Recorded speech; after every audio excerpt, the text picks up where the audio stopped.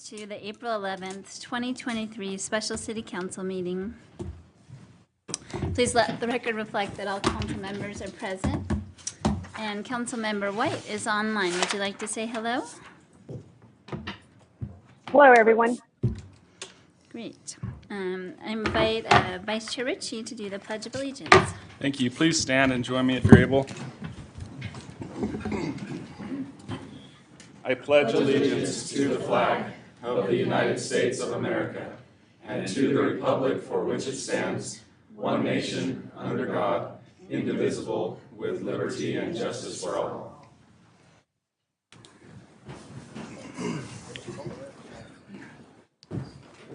And please join me for a moment of silence.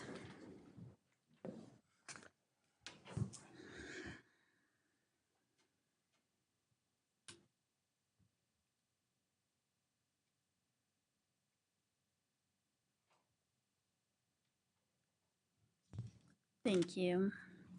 Now, any acknowledgements? We have some really fun recognitions coming up, but any other acknowledgements anyone would like to share?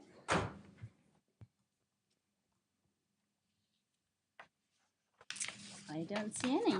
Great. Well, first up, we have a recognition on the agenda. I'm not seeing, did you all see Kim anywhere?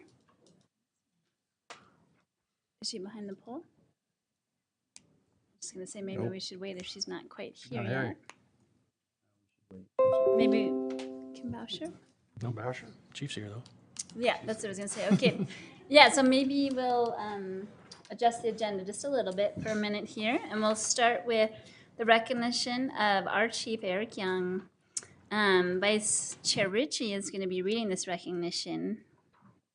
All right, thank you. Yeah, it's a real pleasure. Excited to see this news, and yeah, let me go ahead and read here. We got the Ogden City Council and Mayor proudly recognize Chief Eric Young for his invaluable contributions to the Ogden community. Ogden City Police Chief Eric Young has recently been awarded the prestigious Utah Chief of the Year Award by the Utah Chiefs of Police Association. This recognition is a testament to Chief Young's outstanding leadership, dedication, and commitment to public safety. Chief Young has been an instrumental figure in the Ogden Police Department for 3 decades. During his tenure, he has played a pivotal role in transforming the department into a model agency that prioritizes community policing and crime prevention. Chief Young has helped establish valuable partnerships with local organizations and community leaders to promote public safety and reduce crime rates in the city. Under Chief Young's leadership, the Ogden Police Department has implemented various programs and initiatives that have improved the quality of life for residents and strengthened police-community relations. He has been a staunch advocate for transparency, accountability, and professionalism, and has worked tirelessly to build trust and mutual respect between the police department and the community. Chief Young's dedication to excellence has set a high standard for others to follow and has earned him the respect and admiration of his peers in the law enforcement community. We congratulate Chief Young on this remarkable achievement and thank him for his dedication and service to the community. His leadership and commitment have made an indelible impact on the city of Ogden. Presented this day, the 11th day of April, 2023.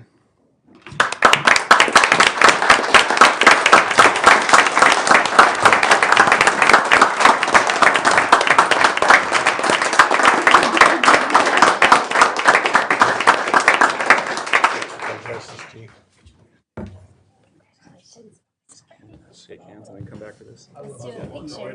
Yeah, let's do a picture, and then you can say some words if you'd like. Would you like to invite anybody up with you for the picture? Jake. I mean, Soups. Soups? Soups.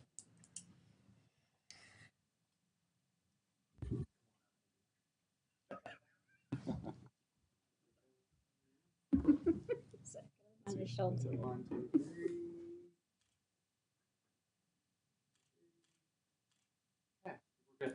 Awesome. Please say some words. want to take too long, but I do want to just take a second to thank a few people. First of all, some of my other directors that are here, that are my team members. I appreciate them so much. Mara, Brandon, I've seen here. My CEO, Mark Johnson, has been such a great leader that I've worked with. I want to thank each of you as council members. We've enjoyed a phenomenal relationship over my time here, and I greatly appreciate all the support I've gotten from each and every one of you over that time. And also Gary, other department director, because he's an attorney. Sometimes we forget him. I apologize, Gary. So we have a really great team here at the city, and it's a great group to work with. I asked some of my members of my admin staff to be here, and Chief Sue was good enough to be here to represent them. But it's almost embarrassing to have, these awards on my name, because it's a group effort that gets these things done. I don't do anything by myself. Some of the most critical leaders that you guys are fortunate enough to have serving for you here in the city. Captain Brian Iden, he's away at the FBI Academy. He'll be back after he graduates in June. The Lieutenant Tyler Ziegler is acting in his place as an acting captain right now. Captain Tim Scott and Lieutenant Will Farr, who's our PIO, and obviously Chief Subi. They just do phenomenal work. We got a great team, and I appreciate them so greatly, and I hope each and every one of you appreciate what they do for city. Even got one of our officers here tonight. Fortunately, TJ gets to be the one, but TJ is the one who chased a bad guy in the middle of the night through Ben's neighborhood and caught him as they were breaking into cars. So we got just amazing people who do amazing things across the city. So some of these people are the ones who make this possible, and I really appreciate them and appreciate all of you. Is he the guy Thank you. that ran by while my car was being broken into? Yeah. Well, Is that the guy? well, we just skipped yours to get the other ones. But Yeah, always skip the council members. It's a true story. first, yeah. That's a true story. thank you so much. Thank you.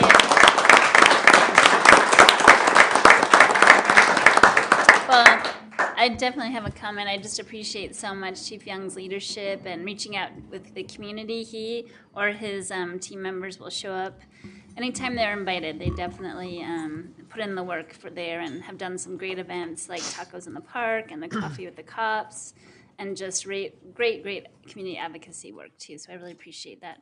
Any other comments? Chair, I would also please. like to kind of mention that under Chief Young's watch, we have a full police force with a waiting list, and that's unheard of in the state. It's true. And I am so, you're the right man for the right time, and we appreciate you being here. Any other comments? I just would like just to also chime in. Congratulations. I was flying back from Dallas and called Chief Young, and this was right after the Ogden High incident, and he had been receiving this award in St. George when that was going down, and just as a testament to his leadership and just how well the police department responded in his absence. I've heard glowing reports from several people at Ogden High, and just really appreciative of everything you guys do. Sure. Chair, if you don't mind. Please. I just want to thank Chief Young and congratulate him on that. It's a great honor, and it's a great honor for us to have you here working with us. There's been, Ogden has a unique set of challenges, and some of those are, certain crime rates or lack of being able to fully staff our police department, or trainings, or whatever it is, and you've raised all those levels, and I appreciate the work that you do. And I say this a lot, but not only the work that you do, but the way that you do it, because it really has brought our community a lot closer and given pride and a sense of security back to our community. So I appreciate not only what you do, but how you do it. I don't want to be left out from Please. not commenting. Chief, just echoing what's been said, congratulations and thank you for everything you do for our community. But thank you for recognizing your team, and for, that's what great leaders do. So that was very classy, and I really appreciate it. So congratulations to you and your team. Thank you. Hey, I don't want to be left out either. Sure, go for it. I just want to say that I really appreciated the ability for you guys to continue to improve and to be better, and to just look forward and not just continue to do the same old thing over and over and over again. I know that you've been doing a lot of training around the DEI stuff, the autistic training that you did. And I just think that it's just important for our community to know that you're not just sitting on your laurels, but you're actually making and moving the needle on a better process. And I really appreciate that. I know it's noisy behind me. Sorry, everybody. It's okay. I was just gonna say that that story I shared about a police officer just checked off of duty, working graves or whatever, and their schedules are totally different. So this guy goes for a run after work every night, and ran by my house and saw a guy breaking into my truck. Didn't know I lived there or whatever.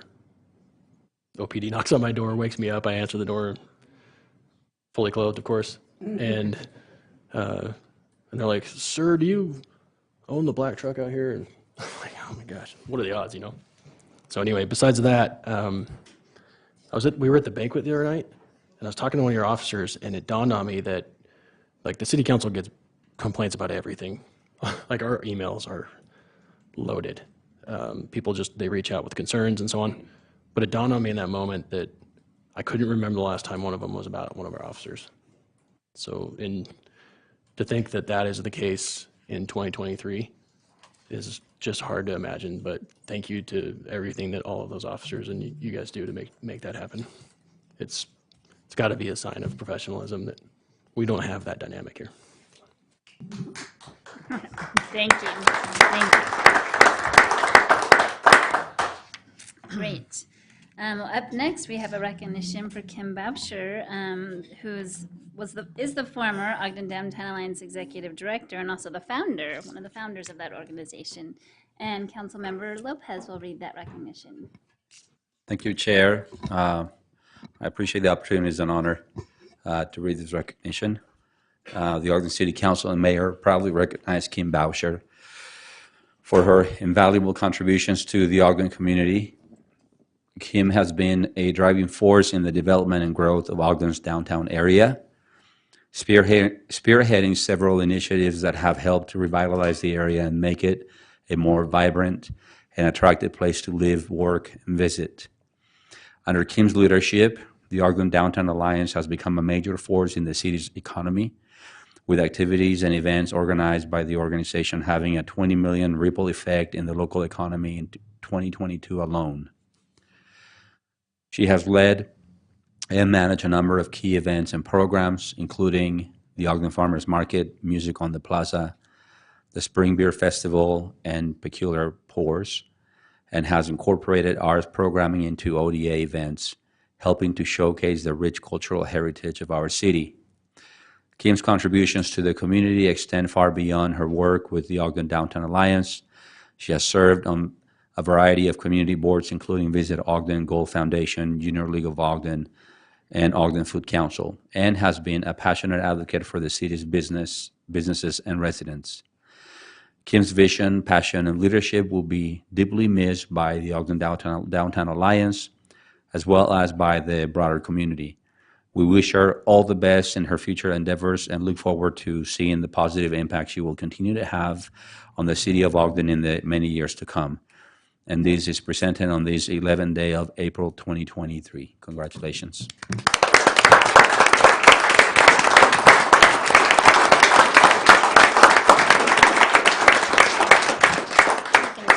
Start over here. Shake hands and then get a picture. Yeah.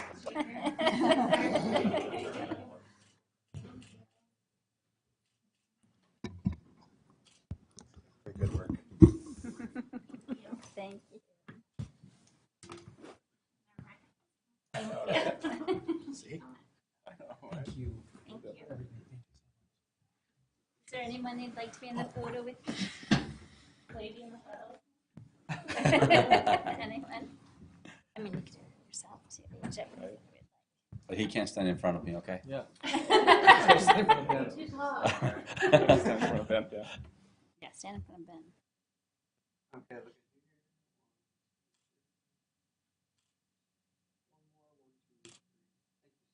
And Kim, if you'd like to say something, you can step to the mic if you'd like to.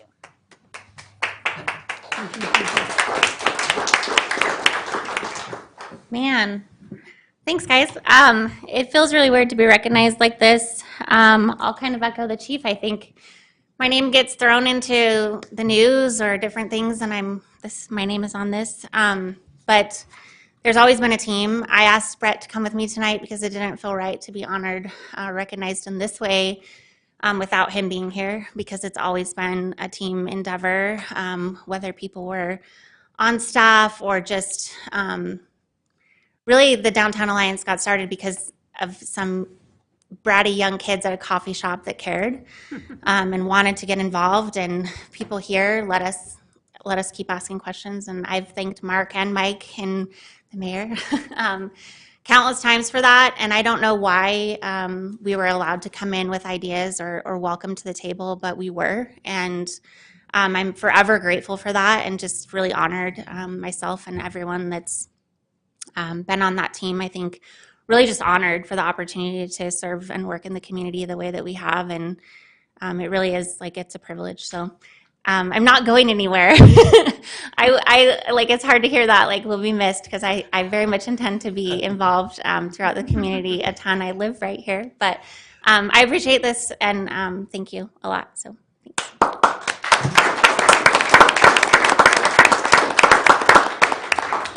Yeah, and thank you, Kim. You're a great leader, and I've learned a lot from your leadership. Sure. Any other comments from anybody? I'll make a comment. Please.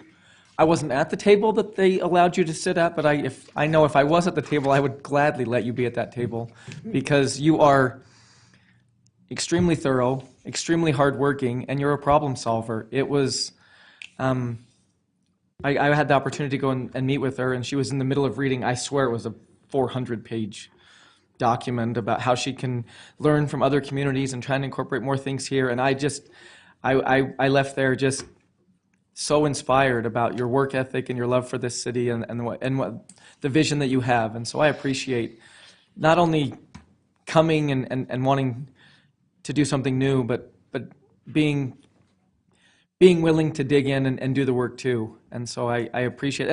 And it's one of the greatest things about our community is there are people here that see a need and feel a need and want to be part of the solution. And so and Kim is at the very top of that list. So thank you so much. And yeah, you better not leave. So we need you here. It sounds like maybe Councilmember White had a comment. Maybe? Is I hearing things? I do. I just want to say that I think one of and I think Councilmember Blair just touched upon it, but schlepping barricades and moving porta potties and all of those things Kim has done. But one of the coolest things that I love about her is it's not about just one group of people. Councilmember Blair and I did have a chance to talk to her, and she was really concerned about a population that maybe needed some extra help. So, the WIC families and trying to figure out how to make nutrition and have everybody have access to good vegetables and cool things, and that the farmers market had. And so she wasn't just looking at a group of people that could afford it, but there was a group of people that couldn't. And so I really appreciated her looking outside the box and really offering all that Ogden has to offer from a farmer's market standpoint to every group. And so thank you, Kim, for all that you've done there. And we look forward to your next chapter. Thank you. Any other comments?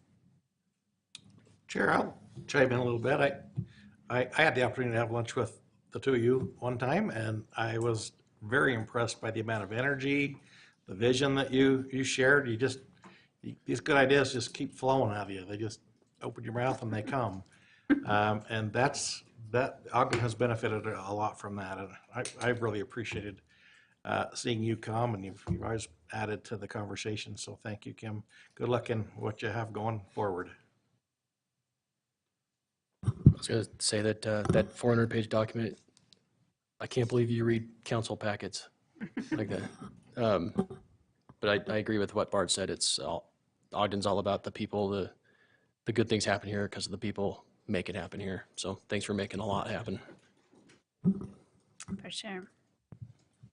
Great. Okay, well, moving on. Next up on our agenda is the common consent. It's the consideration of reappointment of some diversity commissioners and appointment of some new ones.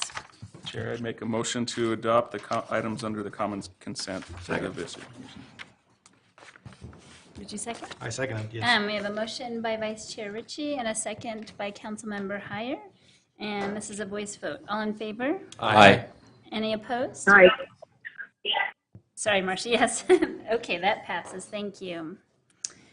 Up next, we have, it's the Barton Brierly Show this evening, our planning manager, with the Make Ogden Downtown Zoning Ordinance and Zoning Map Amendments. There's several amendments here. There's actions for 7 items, and we'll get the full presentation first.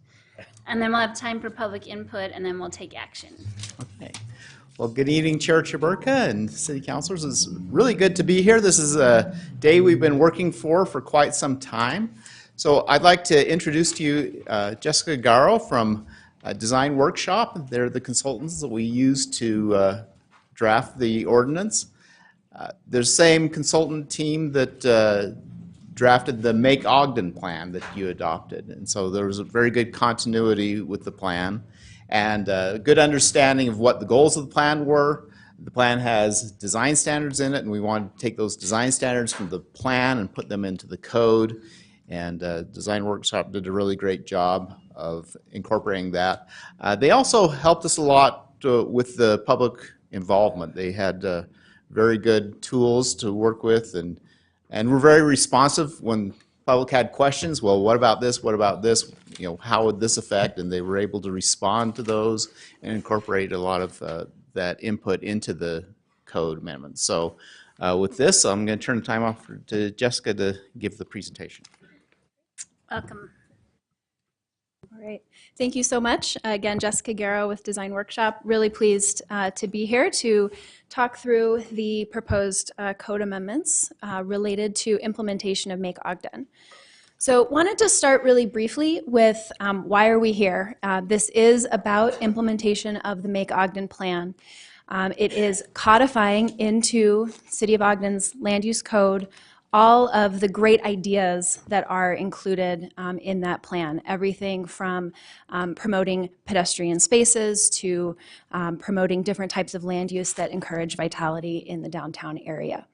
So in terms of some specific goals, we want the code to be simple, easy to use, clearly explain the process, and so there's been some process simplifications, and then really including dimensions as well as design standards that do implement the Make Ogden plan, but also preserve Ogden's special character. So this is an overall timeline. Process began in the winter of 2021, and here today for adoption process. So in terms of the study area, this is your existing zone district map, and the area that is in black was the original project boundary. So generally from 28th on the south up to the river, and then generally railroad tracks on the west over to Adams and part of Jefferson on the east. The main goal is new zoning.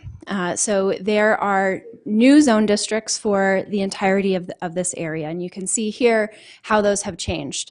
But we have a new zone district, commercial mixed use, and commercial 9 rails. That's generally where the current CBD zone district is.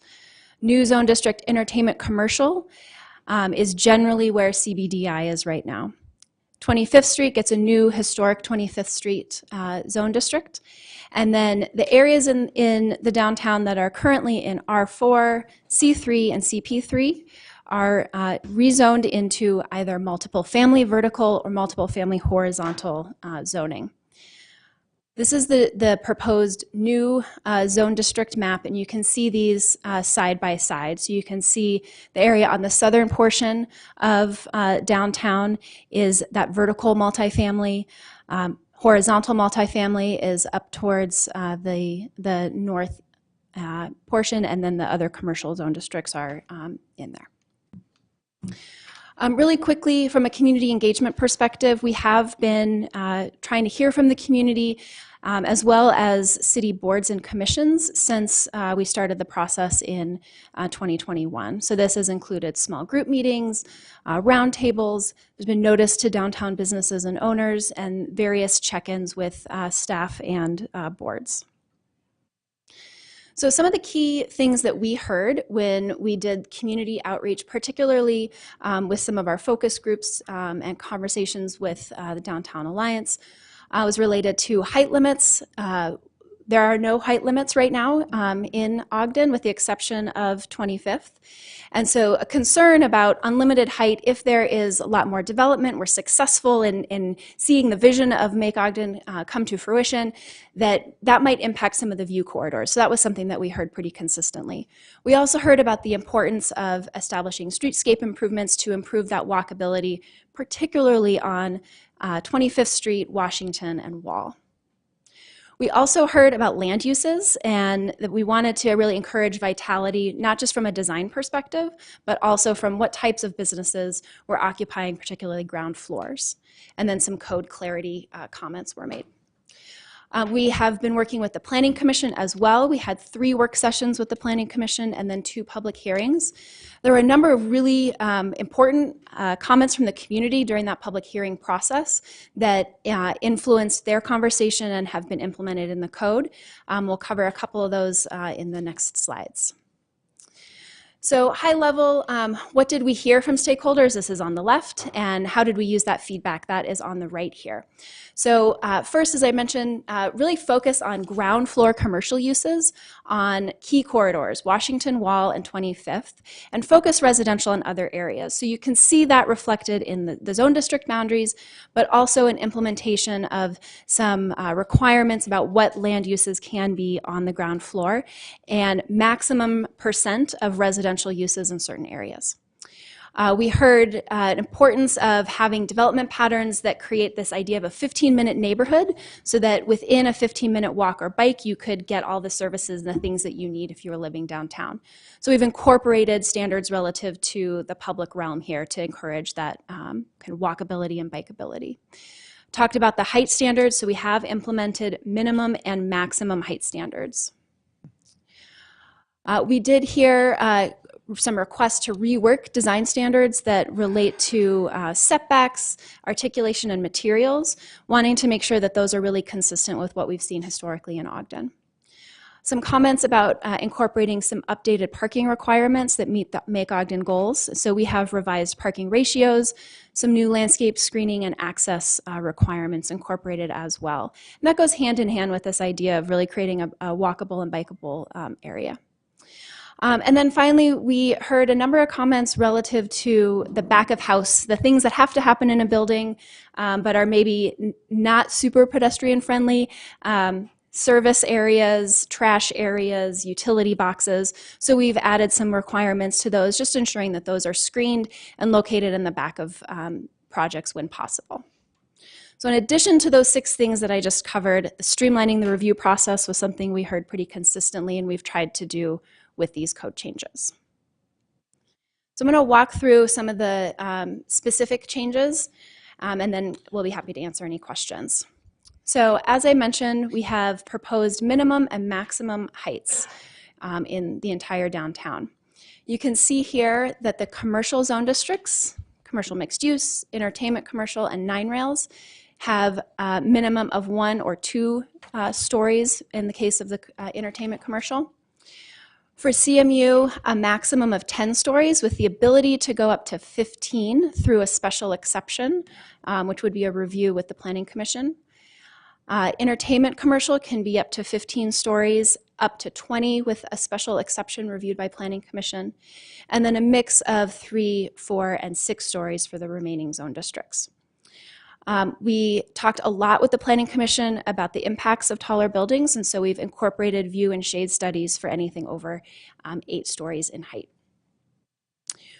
There are some step back requirements for upper buildings. We've also included a maximum blank wall requirement. This is really to ensure that there's articulation on buildings and you're not seeing just a blank facade. I mentioned that special exception, so that's really important. That is something that goes to Planning Commission. They have to meet some very minimum standards that cannot be varied, things about where utilities are located, for instance. Then they need to be providing some kind of public amenity, if you will, something that's related to the streetscape, parks, something that's really improving the public realm. And then there's a third category where they need to either be helping preserve historic buildings, providing additional housing opportunity, or doing a specific public improvement that's being implemented. So that would be reviewed by Planning Commission. We've added setback requirements, and this chart just outlines those. So you can see we have some minimum and maximum setback requirements for all zone districts on the front, rear, and side. And again, these are really about maintaining a good pedestrian experience, a good public realm, and having spaces for some of the fun activities to occur outside. We've included ground floor entry requirements, so making sure that there's a clear way for people to get into a building, and again, thinking about activating the street. From a materials perspective, we've added some new requirements about primary materials and secondary accent materials. So there's different percentages allowed in each zone district, really, again, trying to reinforce the existing character and promote really high quality design. Within Historic 25th, there's a focus on maintaining that punched window pattern. So again, it's all about the existing character and trying to preserve that. From a land use perspective, we have tried to simplify these sections and sort of set you up for some future work to amend the code as a whole, but creating some new categories, but really maintaining all of the existing standards that you have for each type of land use. Wanting to make sure that we weren't changing things that were working, but we were trying to make things through tables and through the language a little bit clearer. I've talked a lot about the public realm, so that is primarily implemented through activated sidewalks. We are adding transition zones, sidewalk zones, and amenity zones. These were identified in the Make Ogden plan, and so those are now codified. We've also included some specific landscaping standards to ensure that new street trees and landscaping is able to successfully grow. So this is a potential street section showing the different amenity zones. And the transition zone is the zone that is right next to the building, and that indicates that transition from kind of public to private realm. Transition zone can happen on private property or on the public right-of-way. Sidewalk zone is 6-foot sidewalk. That's on public right-of-way. And then the amenity zone up to 3 feet, also on public right-of-way. This is where you might see things like signage, lighting, potentially newspaper boxes. That could also be in the transition zone if there was one. So this is where some of those amenities would occur. From a parking perspective, as I said, we are implementing new minimum and maximums based off of Ogden's latest parking study, as well as the ideas that are in Make Ogden. There's some requirements for electric vehicle charging, which I know Barton will get into some follow-up after my presentation, and then some requirements on bicycle parking. In terms of where is parking located, really trying to encourage that behind buildings, so we have some setback requirements, as well as some screening requirements, and a limit on how many curb cuts can occur in downtown. From a definition perspective, this is really just cleanups and just making sure that the technical terms are clearly outlined and defined for users of the code.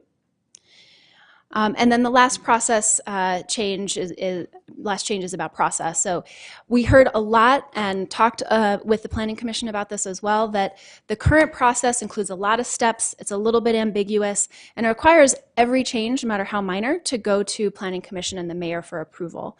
So what we've tried to do is clarify that language, clarify what can be amended, clarify what's a special exception, for instance, that goes to Planning Commission, and really streamline that review process. So with that, I'll turn it to Barton, and I know he's got a follow-up.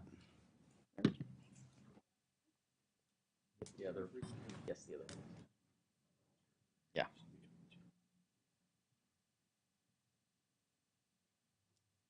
Okay, so I just wanted to answer some of the questions that the council had before. So one of your questions was about the EV charging and just who pays for it. And so there's really three ways that EV charging gets paid for. Either a landowner pays for it, or what's more and more popular is to enter into a third-party agreement. A lot of property owners say, yeah, I'm happy to have that there, but I just don't want to deal with it. So they'll enter an agreement with a provider, and they will handle the installation. They'll handle the regular billing of it and charging of that and all that. Or the landowner themselves can enter into that. So, and the way that it's done in public parking lots is really a decision yet to be made. More likely than not, we'll probably be recommending the third-party agreement, so that it's just something that we'd enter into contract with a third-party vendor to operate the station. So can I just ask a clarifying question? So we would build it and then they would operate it, or would they build it also? Probably we'd build it and they would operate it. There are very good incentives from Rocky Mountain Power to install them. You can enter in agreements, and they're very motivated to do that. So, for example, in the Wonder Block, we are installing all the infrastructure now, except for the charging stations, and that's something that will have to be worked out. You asked about the changes in drinking establishments, and would the change make any businesses non-conforming? So I went through all the liquor licenses in Ogden and found that no, none of them would become non-conforming with the changes. Not even on the other side of Washington? Yeah, I checked those, and they're within the limits, the proposed new limits. So Okay. we talked about the height limits in C9 and whether we should include the block between 24th and 25th and Adams and Jefferson in the area that would allow 6 stories, and we gave some options, which would be the Planning Commission recommendation, which is 4 stories, or to include it all to 6 stories, and or to change all of C9 to allow 6-story buildings, or do a separate zone. And I believe there's some, you've been provided some language that if you want to choose that, you can include that. So the plan does marry well with the various master plans downtown, the Wonder Block master plan, the Union Station master plan, and it's definitely designed to protect Union Station.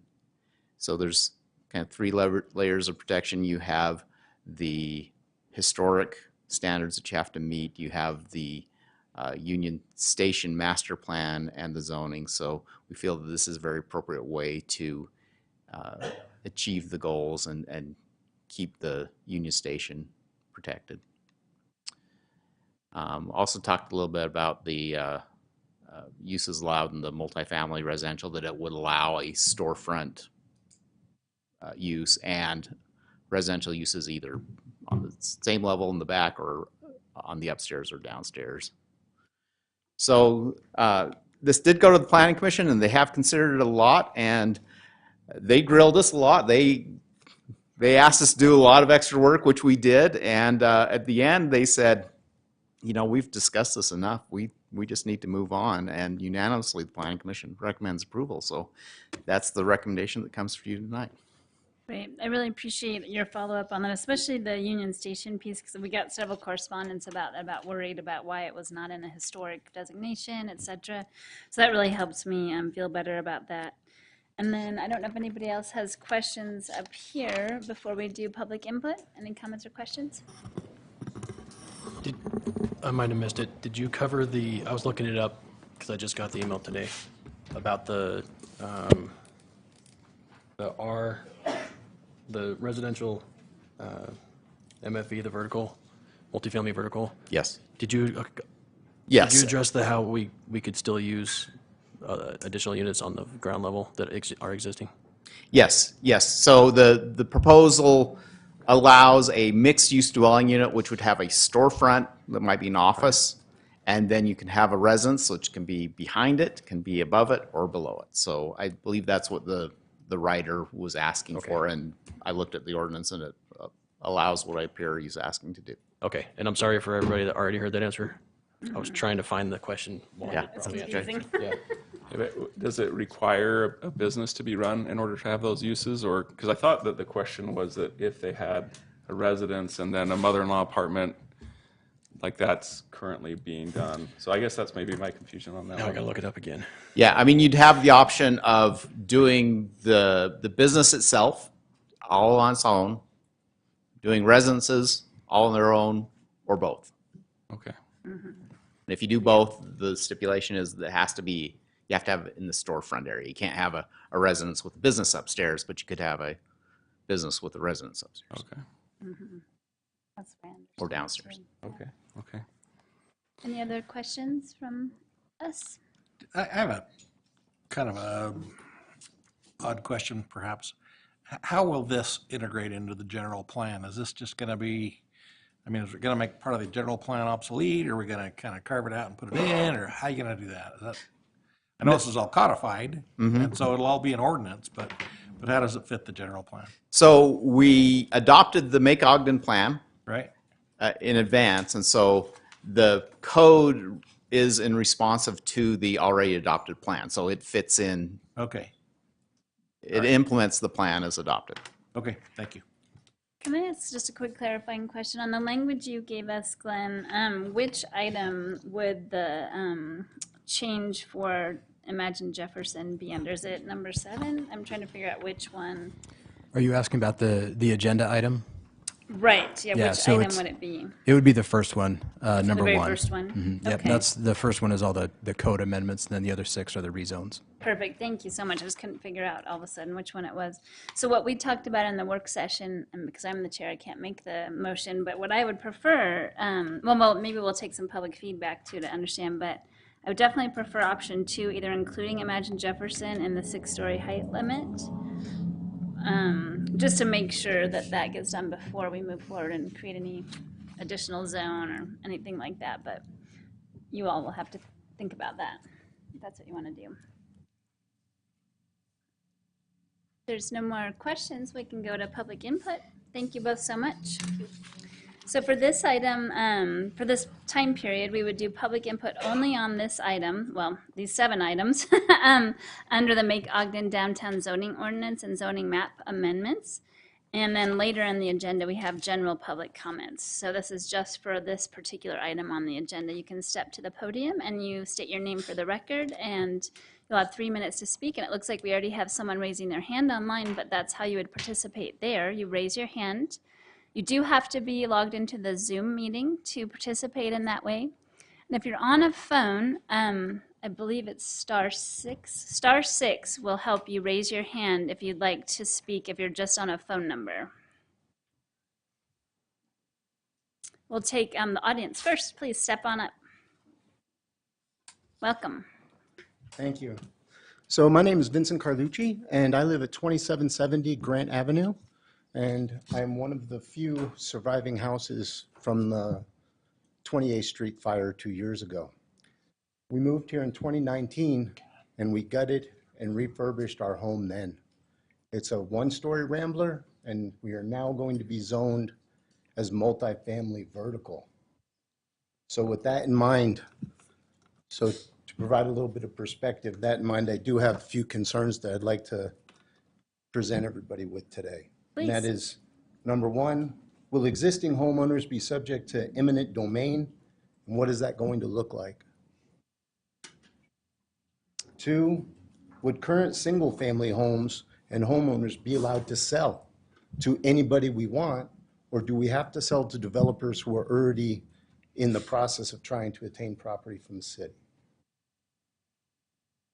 3, what is the target income rate for the housing in that zone? Are we looking at low-income housing, medium, or are we talking to try to get it to a high-end area? And lastly, all of these things will impact property value for the few homes that are left in that area that are single-family homes. And how will existing homeowners be compensated if there looks to be a loss in property value? That being said, I do thank everybody for their time and their consideration for my comments. You bet. And we will try to answer some of those questions. Chair, before the next person comes up, I think, Matt, that's probably one thing that we did leave out of the initial presentation is that even though this zone would come into place, it would not make any currently legal use illegal. They all become just non-conforming, and you can do anything you could before within that legality. So your first three questions should resolve all of that. So, and I suspect there's a lot of people that had that same concern. That's why I thought we had to bring it up at this point. So, Thank you. Hi, Sue Wilkerson, 2563 Jefferson. So I'm a little bit confused about these borders. So I went on Ogden City's website today and printed one map.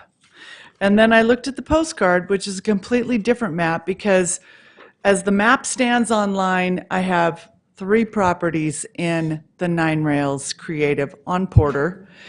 And in this map, which is really hard to read, I think those are eliminated. And I'm just confused as to why things aren't consistent, number one, which is a big deal for me, and why they got changed and how we're working around that.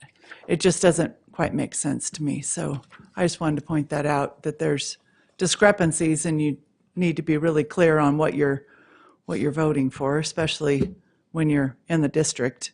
Yeah. So anyway, Great. just wanted to point that out. Love clarification. Pardon. Thank you. And we just realized that it's actually *9 if you'd like to raise your hand online. We're getting that confused with unmuting yourself.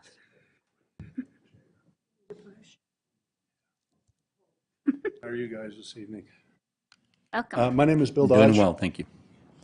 And I have sent you folks an email earlier. Some of our other folks have sent you emails earlier. And I know you probably only get like 1 or 2 emails a day, so I'm sure you've had an opportunity to read all of those. But since that's probably unlikely, I wanted to come up here tonight and just make a few comments to you. I was shocked to see this rezoning that did not include Union Station campus in a historic district. I can't believe that. As you've identified 25th Street as historic, 25th Street would not even exist without Union Station and the railroads. Downtown Ogden wouldn't exist without it. You know, if you make that commercial mixed use, the limitations that I've seen here tonight, how many of you want to see a 15-story building in front of the north end of Union Station? Because that would allow it, you see, or as a minimum 10 stories. This just does not make sense. I would suggest that you relook at this, either table it or vote no and go back to the drawing board on this. This appears that you've made the rezoning match somebody's wish, the Make Ogden plan. It shouldn't work that way. You should decide what you want the area to look like and then make your plan in accordance with that. This is exactly reverse. With this, you could destroy the single most historic area in all of Weber County. And I'd suggest you take a second look at this and think hard before you do that. Thanks. Thank you.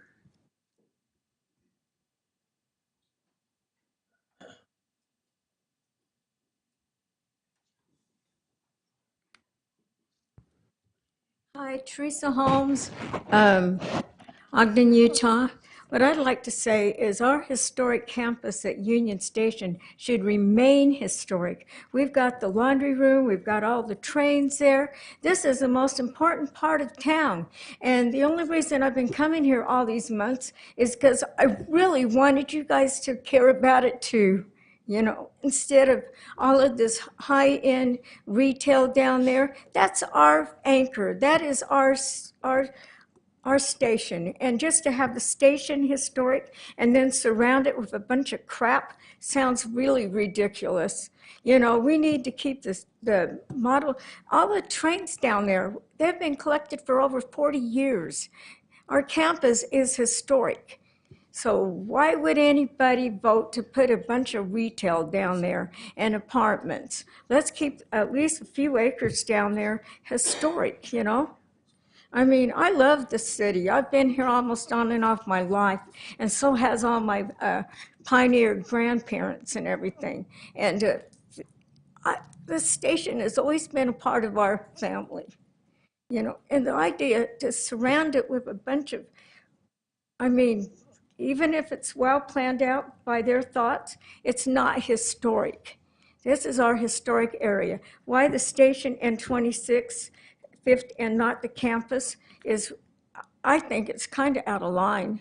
I think you need to rethink this and table it and work a few more acres into the plan, you know, to make it historic.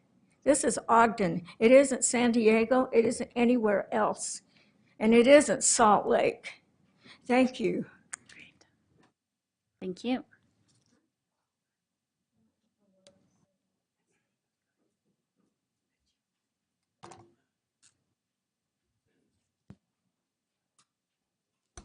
Okay. Good evening, Angel Castillo, Ogden resident. I'd like to echo a couple of sentiments that were just stated about Union Station, but I'd like to get a little more specific. Generally speaking, the Make Ogden plan is a solid plan.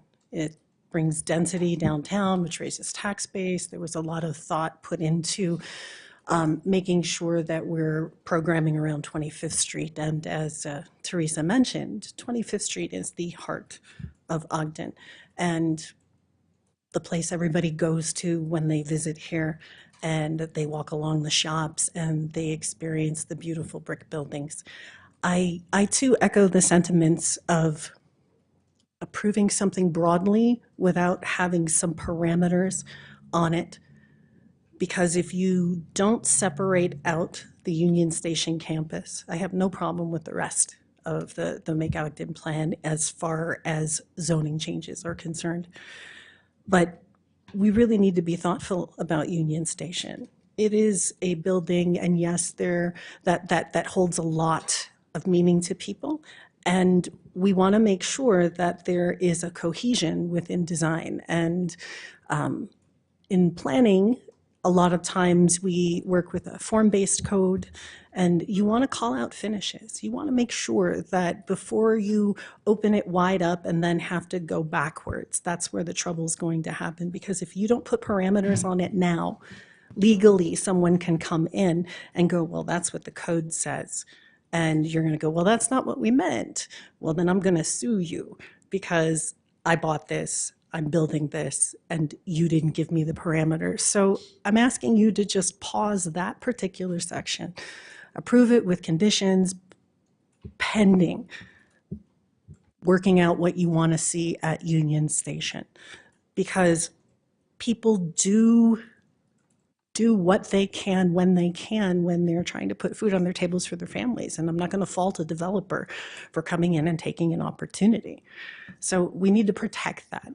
And we need to make sure that there are parameters around it and don't go backwards and try to navigate it. Because again, if you don't put boundaries on it and a developer does something that you weren't real clear that you wanted before, we are going to get sued and we have exposure, and nobody wants that. So I'm asking you to table the Union Station portion and approve the rest of it. Thank you. Thank you.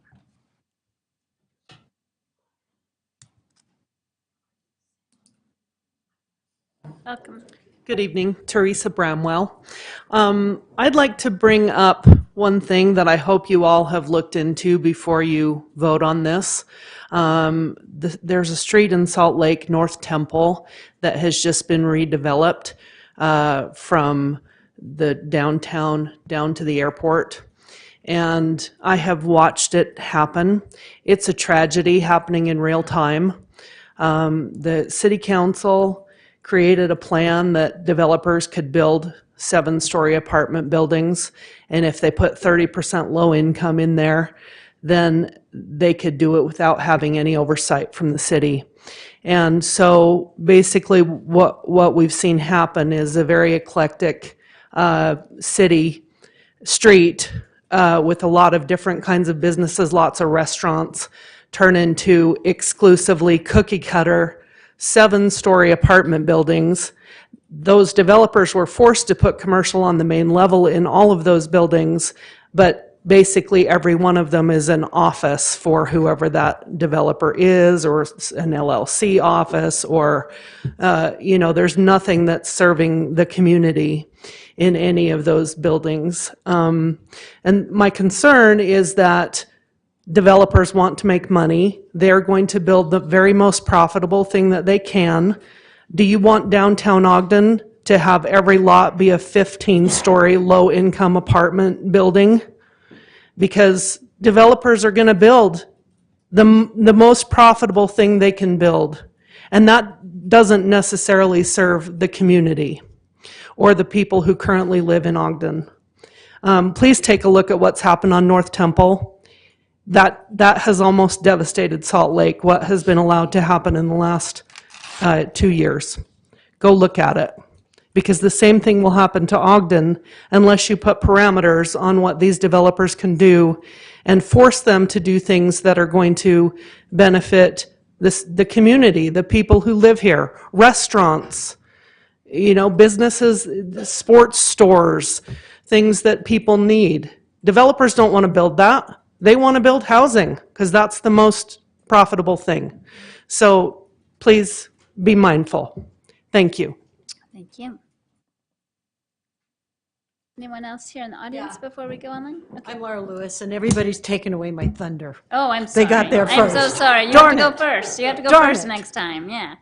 Well, my first thing is a question. Okay. Why would you zone 25th Street as a historic district and not Union Station?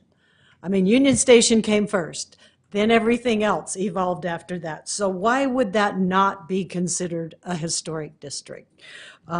People who live here are very attached to our station, and we probably see things a little bit differently than developers, and we want to keep the integrity of that area. And when you zone it commercial mixed use, I can't see that happening. Anything can go in there.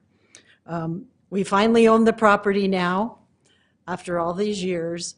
Let's make it historic. Let's keep our trains, our museums where they belong, and please take the time to rethink this zoning for the station.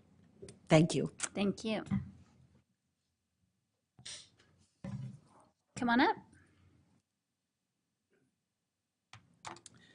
My name is Mark Nelson. I'm a little late to the party. I own all the property from Wall Avenue to, up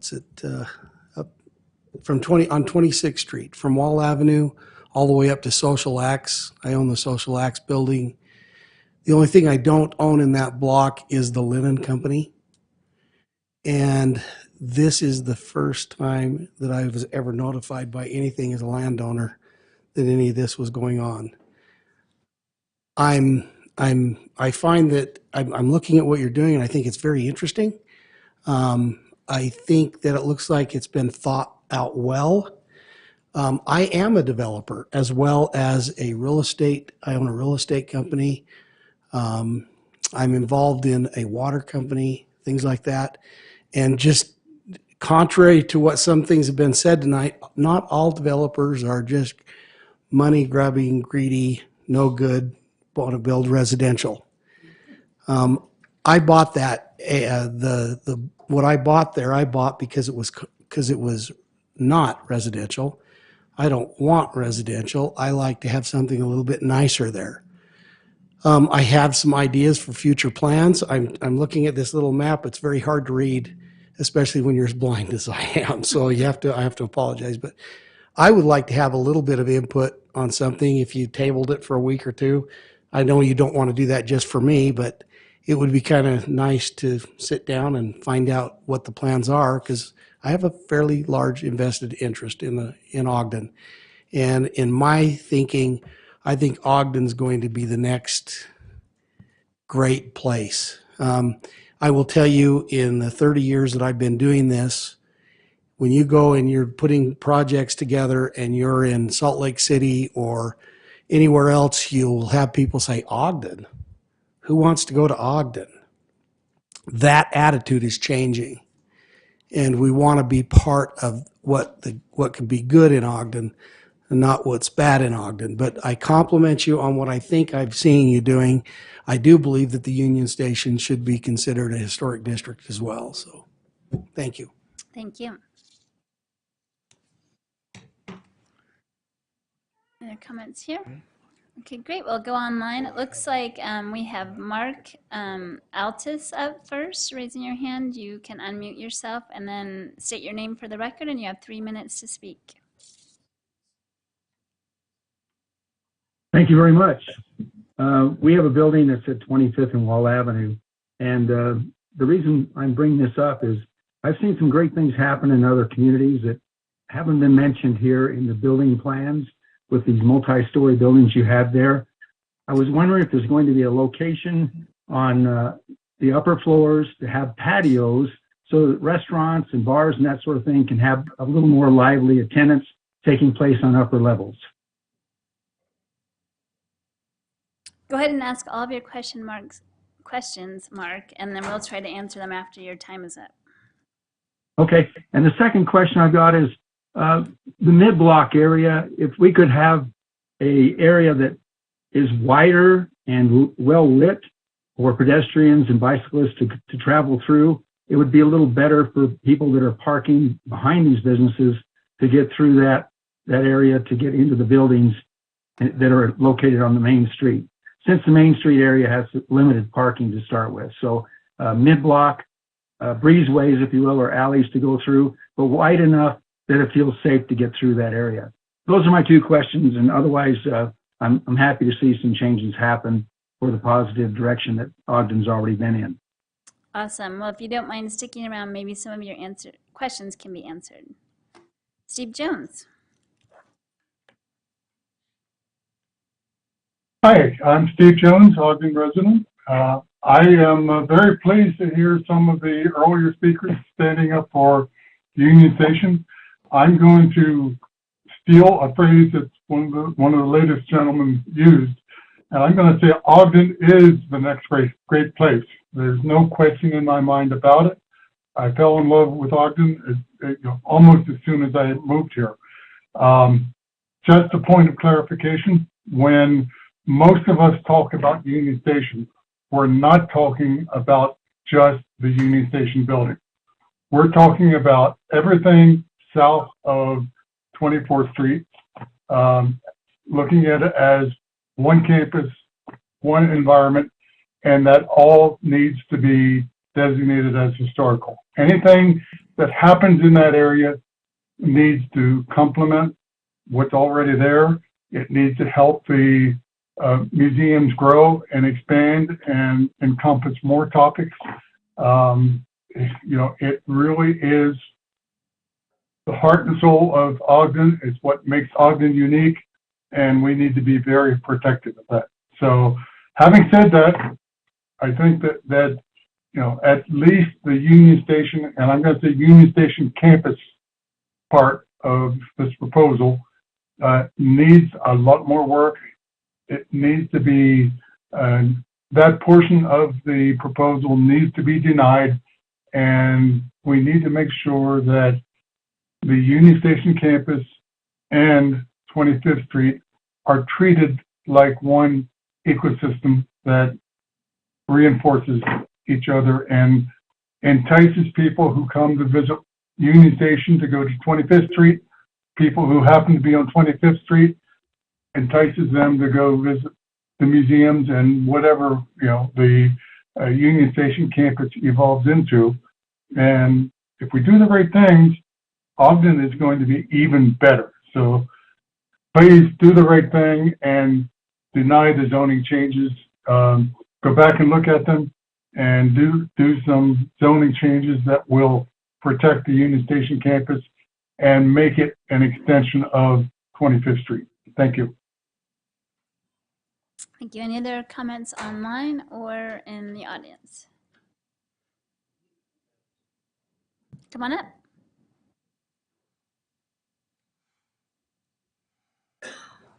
Hello.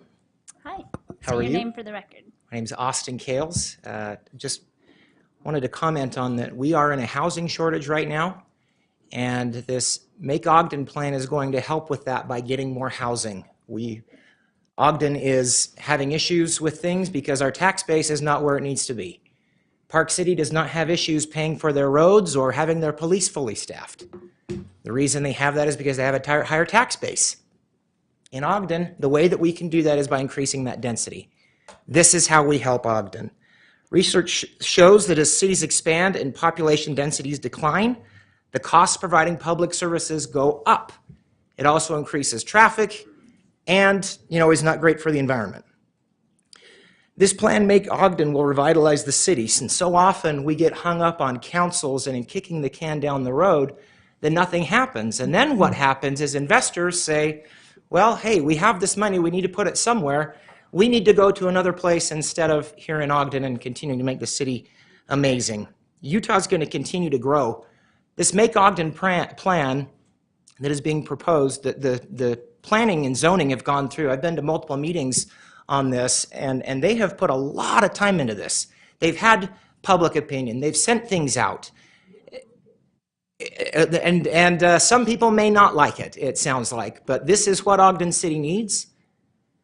And it has been, a lot of time and energy has been put into this to do it the right way. I've sat in on a lot of these different meetings in different cities and different things, and the way that Ogden City has gone about this has been commendable. There was a comment that good things happen here because people make it happen, and I just want to say that it is time to make this happen. Thank you. Thank you. Any other comments? Yeah, please come on up.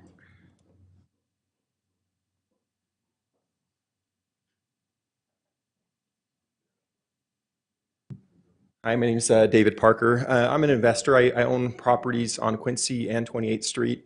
I want to just echo the last comment that this has been a long, drawn-out process. I've been to multiple meetings as well. Plenty of opportunity for public scrutiny. The Planning Commission has had a lot of questions and a lot of changes and a lot of things that have been addressed. But as an investor that owns property ready to develop, I would agree that this is time. I mean, this has been kicked down the can down the road for some time. And I'm feeling those feelings that he described where it's like, if we can't get these things passed and we're on a holding pattern where we can't currently develop in its current zone, but we can't develop in what's going to be zoned because of this process. And so you start kind of second guessing, is this where I want to put in and put my money? And so as someone that owns property already here in Ogden, its own property, for years and years and years, I think it's time as well. There's a lot of things. You're never going to have everyone happy, but overall, the time, the energy, and the effort that is put into this, it is a great plan, and I think it should be approved. Thank you. Okay, any last minute thoughts? I see no more hands online.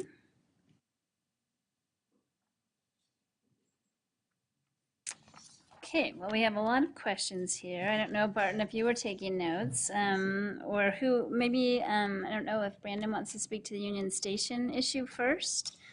Kind of clarify how the campus is already protected. Yes, please. Thanks.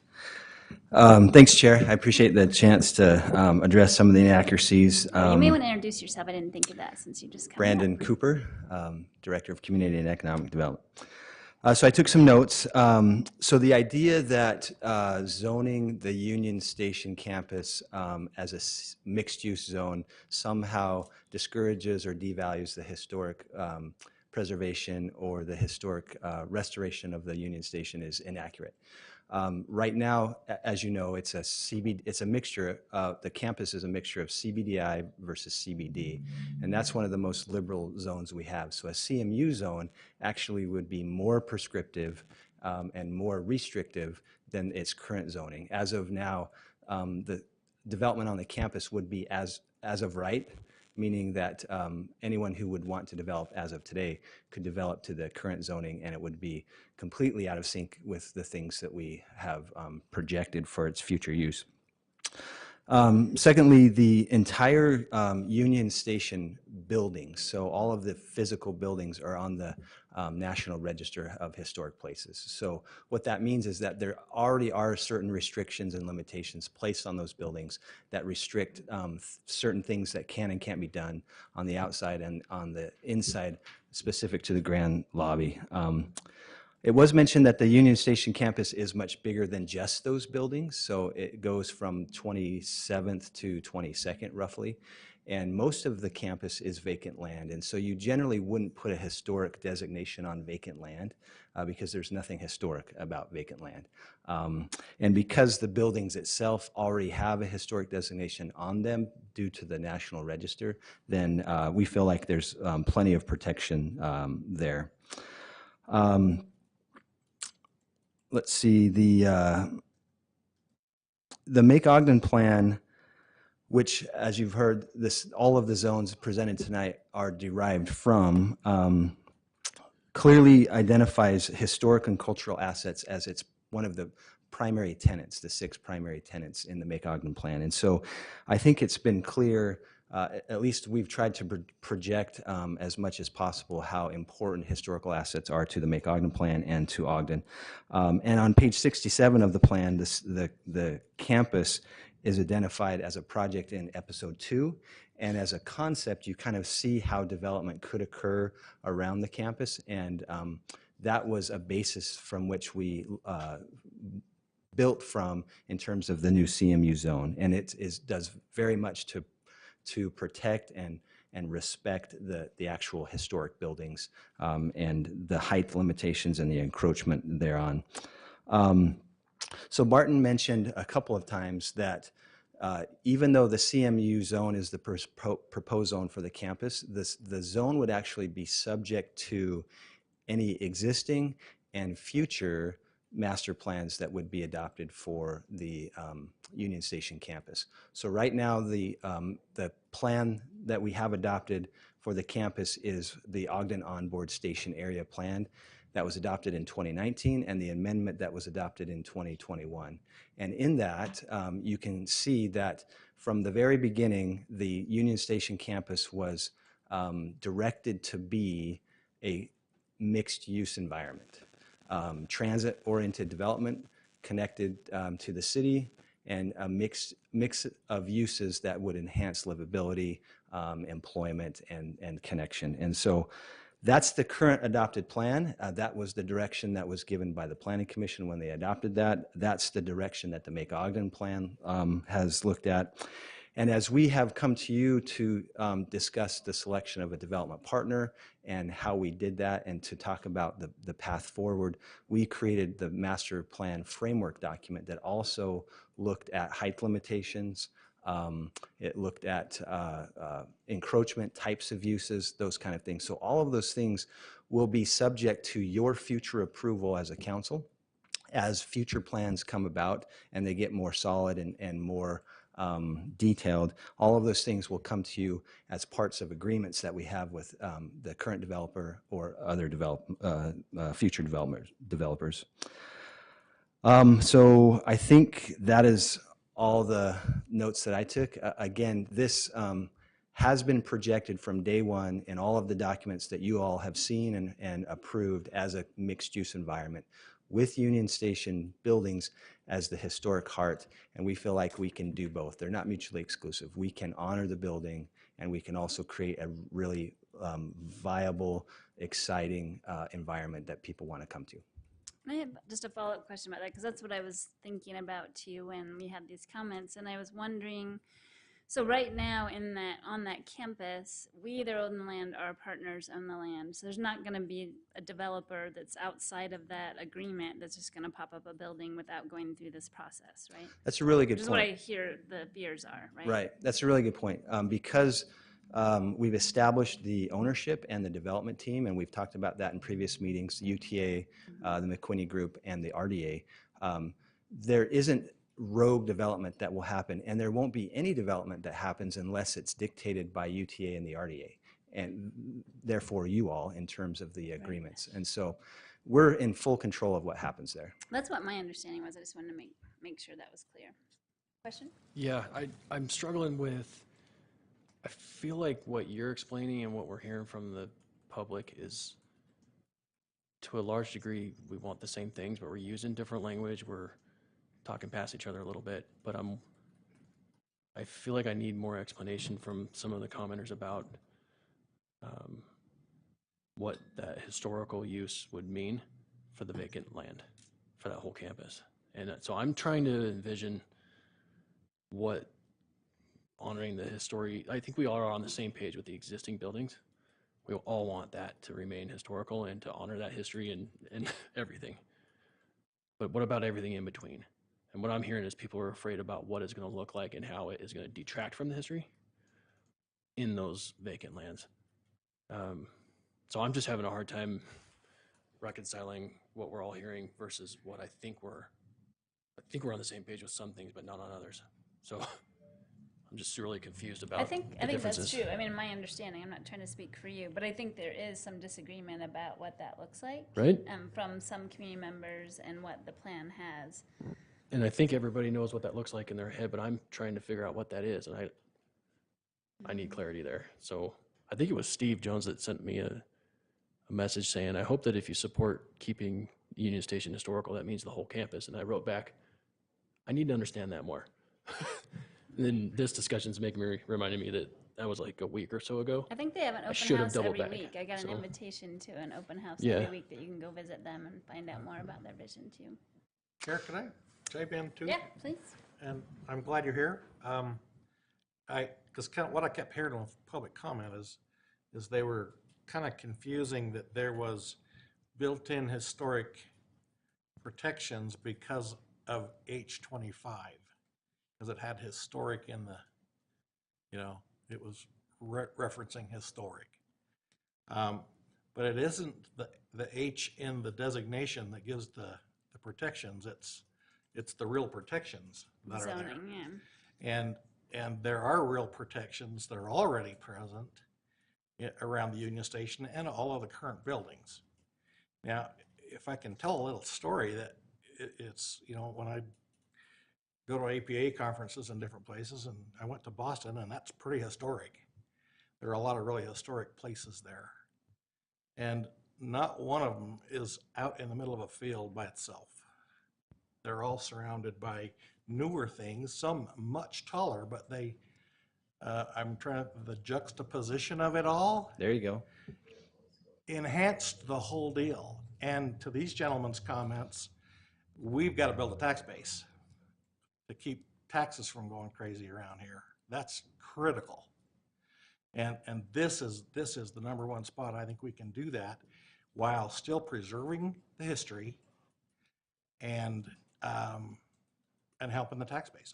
I'm a little bit of a planner wonk because of all my time on planning commission, and I love this thing. There's probably a detail or two we could discuss and talk through, but overall, this protects the infrastructure that's here, especially the very valued infrastructure that is Union Station and historic 25th. And that CBDI zone, if people looked in to see what you could do in a CBDI zone, they'd ask us to do this 2 years ago, because it allows a lot of stuff, where this is much more prescriptive and restrictive as you used. And so if you have some thoughts about how the juxtaposition of new development enhances the old, I'd love to hear your thoughts. Yeah, so as we studied this in the framework plan in anticipation of going out for procurement for a development partner, the framework plan is a multi-page document that really sets the tone for who responded, how they responded, and then how we were to move forward in specific site planning of the campus. And so we looked at connections, we looked at height restrictions. Those height restrictions are maintained at the level of the Union Station. You've all seen the document, it's public, and we've shared it in this room many times.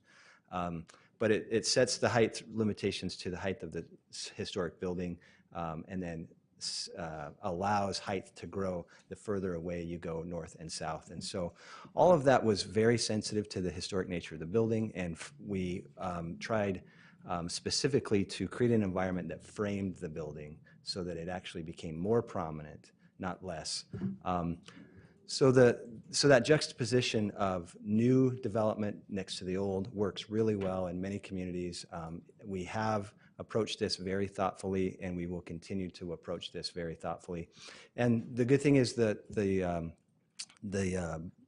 council gets to come along in that process, because certain agreements will be necessary to be approved for future development. That won't be absent from your involvement. And with those will come site plans and development plans that you all will have a chance to look at.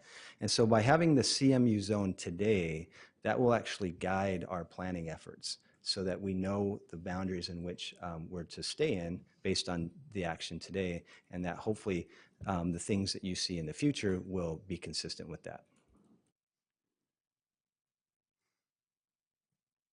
Go ahead. Okay. So, two things. I think what the public is concerned about, and what I'm trying to grasp is, we're all talking about awesome things, but I don't think we're providing the certainty in today's decisions about exactly how it's going to play out. And so in an environment where trust is a challenge, we're not afforded the trust to just say, hey, trust us, we got this. That's just not where we're at right now. So I think that's where a lot of the concerns are, is how it's going to come together in between the existing historic buildings. As it relates to the historic designation on the buildings, what are our obligations as the owner of the buildings and as a government agency with the historic designations?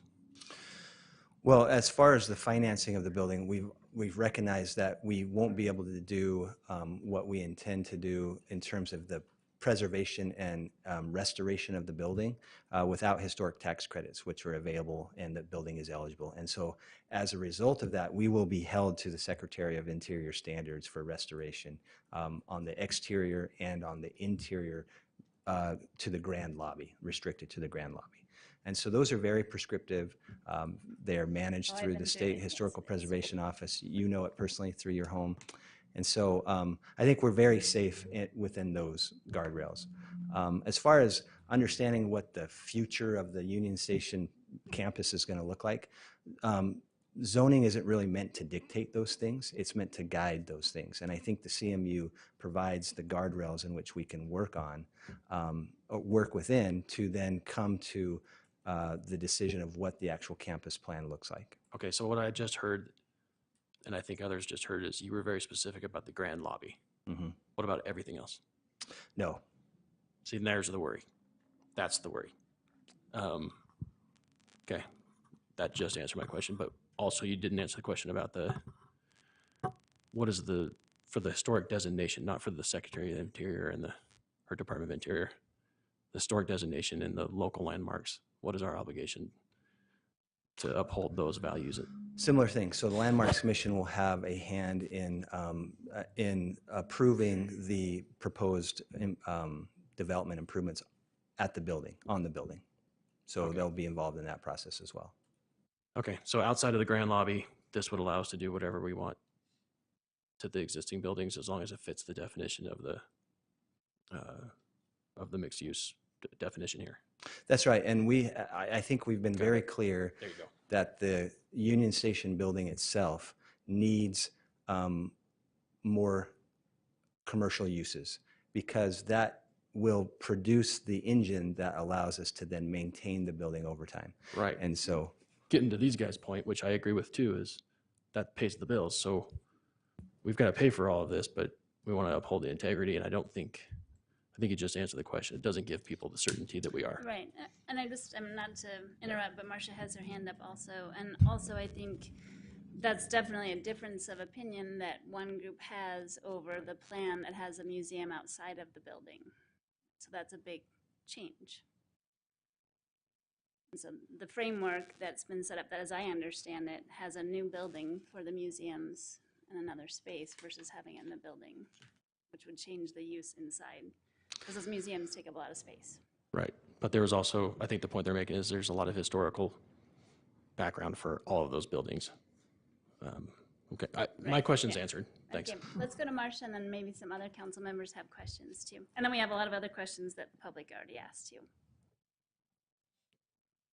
Go ahead. Hey, Council. thanks. So I'm sitting in Denver, right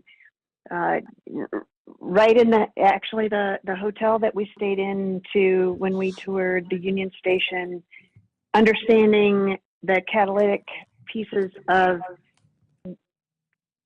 what we're trying to do downtown. With that said, and actually trying to, in my head, trying to figure out what the conversation is about. But just so you know, there is state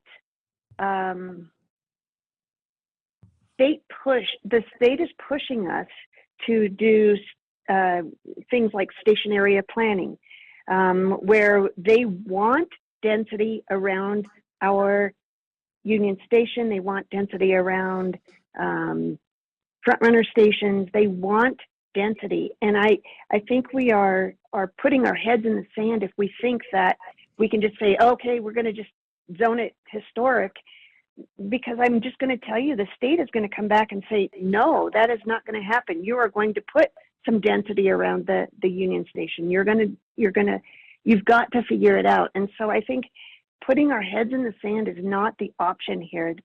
I think being able to make sure that the Union Station is protected, that it's a historic building, that we can, look at the adjacent areas around it and say, okay, how do we make sure that the design standards are good? But I think we are hitting ourselves to think that we can't figure it out. And I'm sorry, I don't agree with some of the comments. And I know that if I was there, I would say the same thing.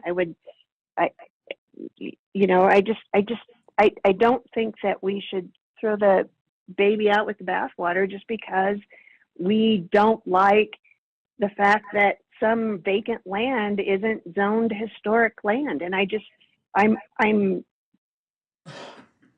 don't know. I think we can't continue to put our head in the sand and say we can't go forward and we can't make a decision and we need housing. And I heard a constituent say we need housing. And so how do we?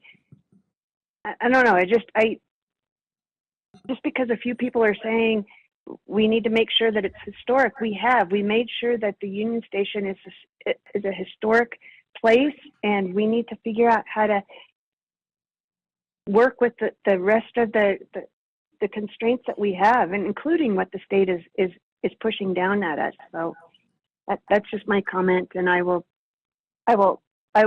lower my hand now. Sorry, I didn't see that, Marcia. I can't see that part. Any other comments about this particular topic? Because I have a list of some other questions too. Chair, may I just make one quick response? As I was thinking through Marcia's comments, something dawned on me. The restriction of the historic elements to the Grand Lobby is actually for a reason, and that is because from a state historical preservation perspective, the alterations made to the wings on an interior, both ground floor and second floor, have been so extensive over the years that they no longer qualify as being historic. And so that's why we're taking care to maintain the elements in the Grand Lobby, but not so much in the wings in terms of preserving their historical use, because they've already been designated as altered beyond historic significance. Are there elements there that can be salvaged and saved and reused? Absolutely, but the alterations made over multiple renovations and changes have just deemed that ineligible. So we wouldn't be eligible for credits in those areas and those kind of things. And so it's a perfect opportunity to blend the old and the new in a way that creates commercial viability. I just wanted to add that, and hopefully that helps. Thank you. Great. Okay, so I've got a list of questions here, and I don't know if I'll get them all. I think that Councilmember Heyer kind of answered some of the questions from Vince, but the last one was how do we predict this might affect property values, and what recourse does a resident have or property owner have about that? Okay, so I want to follow up on one of Councilor Heyer's questions is, how does this affect the general plan? Mm-hmm. Because we have the Make Ogden plan, we have the Ogden on Board plan, and those really dictate the vision for what's going to happen downtown. The purpose of a zoning ordinance is primarily to dictate what can happen on private property, not what will happen, but set the parameters that if a private property owner wants to develop their private property, here you can develop within these parameters. So it doesn't dictate what they have to do. You know, like you mentioned, that they can keep doing what they're doing. That's fine. They can do it. We are hopeful that this will increase property values. The entire premise of the Make Ogden plan is we want to increase property values in downtown. So if you want to keep your single family house, you can do it. Some of the questions were like about where the target rents. Well, again, we're not dictating what they do. We're just saying you can do it within these parameters. You know, we hope there will be a mix of housing types, Right. housing. And then what about the consistency with the maps? I saw that you were talking to Yes. Sue, but did you all figure that out? Yes, we did. So there's the 9 Rails master plan, and when we did the East Central plan, we created an R9, residential 9 Rails plan, and then with this, we're doing a commercial 9 Rails, a C9 zone, and she wasn't seeing the R9 and saying what was happening there. So that was the discrepancy, is the R9's already been designated, so now we're creating the C9. Does that make sense? Okay, good. Okay, let me look down my list here.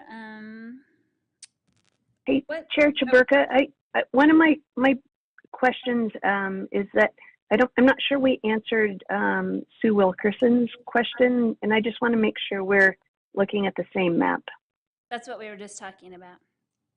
Okay, thanks. Yeah, we resolved it. Yeah. Yeah, sorry. She's nodding her head yes. Thanks, sorry. No problem. Okay, so Teresa Bramwell was mentioning that she's very worried about the types of development that might be allowed. I don't know if you can respond to that in any general way, or she's worried about low-income apartments and then just offices on the main floor. But my understanding is it should be businesses on the main floor. But yeah, so the plan does envision and encourage multi-level buildings, including multi-level residential, multi-family office, and commercial, with emphasis on ground floor commercial on the main streets. Realize it's a big area and you're not going to get commercial on the entire streets everywhere. And it doesn't dictate that it has to be low income.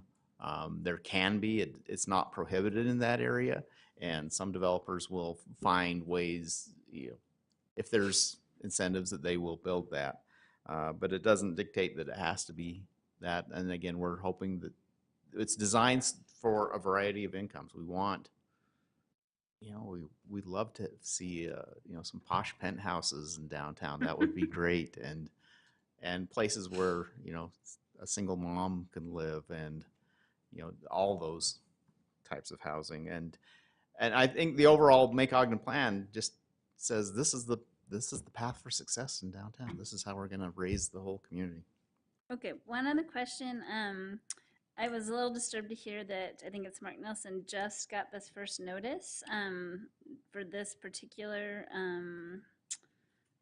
this meeting today. But was there noticing that went out prior to this for landowners? Yes, we did. For the Planning Commission meeting, we did send to the same list.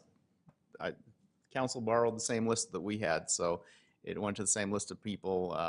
I'm sorry he didn't get it. I'd be happy to meet with you. And I've sent out wedding invitations. So maybe It could be our mail system. yeah, and maybe you all can follow up later and talk about it more. Okay, yeah, they'll definitely talk with you later if you want to talk more about it.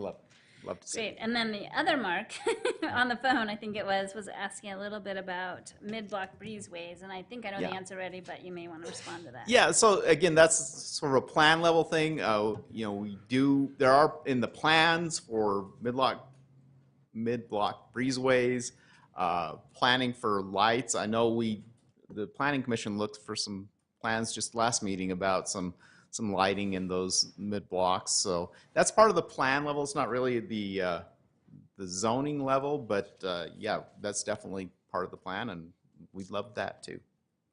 Great. Well, that is all the questions I've written down. Does anybody else have other questions they wrote down or questions themselves that they'd like to ask? There was one question about eminent domain. Oh, right. yes. Oh, I'm so sorry. I thought that was responded to already. Would you like to respond to that? Yeah, so again, this is a zoning level, so this is totally neutral on any sort of eminent domain. It doesn't require it, doesn't demand it. It doesn't prohibit it if the council wants to do that, but of course that's a huge issue that And it's not a practice we've really done a lot recently. At the public comment, you can comment. Perfect. Thanks for coming. Did we hit the part about the targeted income rate? You did hit that? I don't know if I got that. Okay, thanks. So sorry, yeah. My notes are so bad, I can barely read my own handwriting. I'm sorry. I'm having a hard time multitasking on this one today because everybody provides a comment, but they don't tell us specifically which of the 7 it is. So you kind of have to decipher first. And I'm having a hard time with it. Sorry. It's a lot. Any other questions or comments? Anything from you, Councilmember White, just in case? Not hearing any other questions. I'm good, thanks. Okay. No, you may not. I'm sorry about that. You can comment on public comment. Thank you. Okay. Oh, we'll have to ask you to leave. Yeah, we'll have to ask you to leave if you continue to disrupt. This is your last warning. Thank you. Okay. So I'm happy to take some action. If anybody would like to take any action on this item, I'm happy to consider that.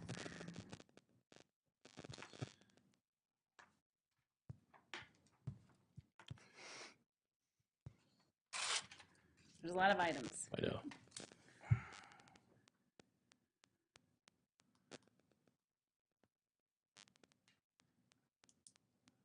I'm sorry, I can't do it myself.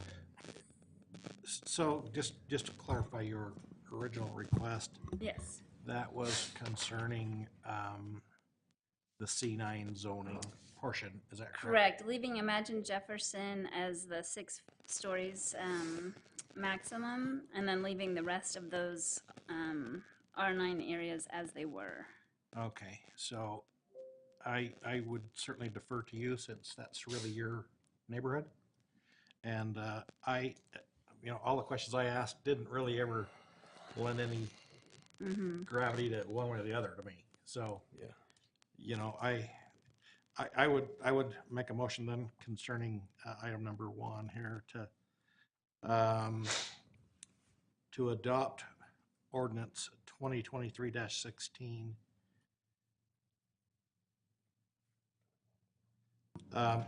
Let's see. By amending. Yeah, okay, to amend, to amend it. Okay. Do you want it here? Yep. I have it. To move to amend ordinance 2023-16 by amending table 15-34-5.2, building massing and form maximum height for the C9 to read 6 stories, 75 feet maximum along the west of Adams Avenue and the block between Adams Avenue and Jefferson Avenue and 24th Street and 25th Street. 4 stories, 55 feet maximum east of Adams Avenue. That work for you? That was Second. a lot. Okay. Okay, we have a motion by Councilmember Heyer and a second by Councilmember Nadolski to amend ordinance 2023-16 as he stated.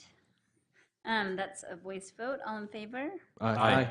Any opposed? Okay, thank you. Okay, Chair. Now, I will make a motion that we adopt amended ordinance 2023-16. Second.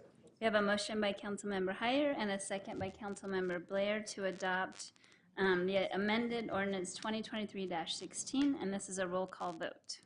Councilmember Blair? Aye. Councilmember Heyer? Aye. Councilmember Lopez? Aye. Councilmember Nadolski? Aye.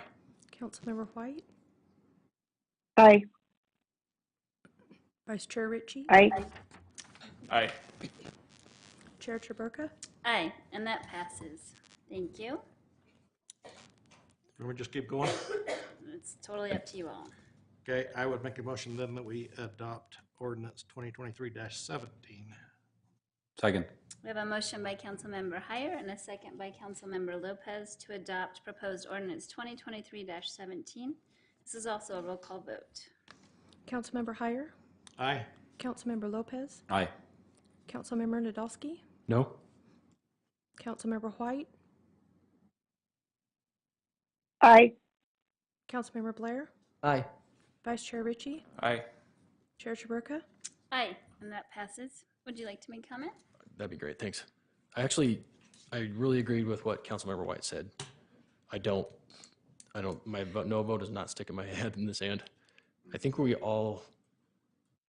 I think all of us here are comfortable with having different uses in between the historical significance. I think the question is, how does that come together? How does it look? And I don't think for me, I'm not convinced of what that looks like. And so I just wasn't comfortable going that far. But I do want to make it clear that we do need to pay for this. I am comfortable with doing it, but it really comes down to how it's done for me. And I think that's what I'm hearing from other people too, is how that's done is really significant here. So thanks. You bet. Another comment, or we can move on to number 3. Chair, I'd make a motion then that we adopt ordinance 2023-18. Second. I have a motion by Councilmember Heyer and a second by Councilmember Blair to adopt proposed ordinance 2023-18. This is also a roll call vote. Councilmember Lopez, Aye. Councilmember Nadolski, Councilmember Aye. White, Sorry. Aye. Councilmember Blair, Aye. Councilmember Heyer, Aye. Vice Chair Ritchie, Aye. Chair Chaburka. Aye, and that passes. Chair, I'd like to make a motion to adopt proposed ordinance 2023-19. Second. I have a motion by Councilmember Lopez, sorry, and a second by Vice Chair Ritchie to adopt proposed ordinance 2023-19. This is a roll call vote. Councilmember Nadolski, Aye. Councilmember White, Aye, sorry. Councilmember Blair, Aye. Councilmember Heyer, Aye. Councilmember Lopez, Aye. Vice Chair Ritchie, Aye. Chair Chaburka. Aye, and that passes. Chair, I would make a motion that we adopt proposed ordinance 2023-20. Second. We have a motion by Councilmember Blair and a second by Councilmember Heyer to adopt proposed ordinance 2023-20. This is a roll call vote. Councilmember White, Aye. Councilmember Blair, Aye. Councilmember Heyer, Aye. Councilmember Lopez, Aye. Councilmember Nadolski, Aye. Vice Chair Ritchie, Aye. Chair Chaburka. Aye, and that passes. Thank you. Chair, I'd make a motion that we adopt ordinance 2023-21. Second. I have a motion by Councilmember Heyer and a second by Councilmember Lopez to adopt proposed ordinance 2023-21, and that is also a roll call vote. Councilmember Blair, Aye. Councilmember Heyer, Aye. Councilmember Lopez, Aye. Councilmember Nadolski, Aye. Councilmember White, Aye.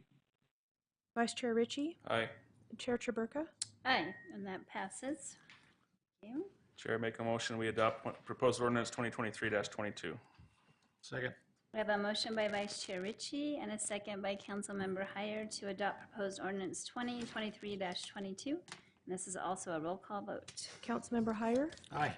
Councilmember Lopez, Aye. Councilmember Nadolski, Aye. Councilmember White, Aye. Councilmember Blair, Aye. Vice Chair Ritchie, Aye. Chair Chaburka. Aye, and that also passes. Thank you, and I just want to say how much I do really appreciate all the public engagement and thoughts on this item, and also just appreciate Barton, Barton and Jessica and all of the work that went in to do this. It was a lot. I mean, like I said, I had a hard time even reading the packet because I was like, what part has changed, what hasn't? But I really appreciate all of this hard work. Thank you. Can I make one additional comment Please. that I missed? Mhm. Other than I totally agree with the reading of the packet I'm not wired for this one, but Yeah. Woof. we had to get it done. But I wanted to say too, for my vote on 2023-17. I am also genuinely worried about what that means for all of the historic structures that are outside of the grand lobby. That created a lot of questions for me too. So that's part of my rationale as well. Thank you. Great. Chair, if I can pitch in a little too. Please. I think this is an exciting moment for Ogden. You know, we've lived with this old Euclidean zoning model for a long time, and it's tweaked here and there, but boy, this is a new, fresh approach to this with new ideas and with some great vision.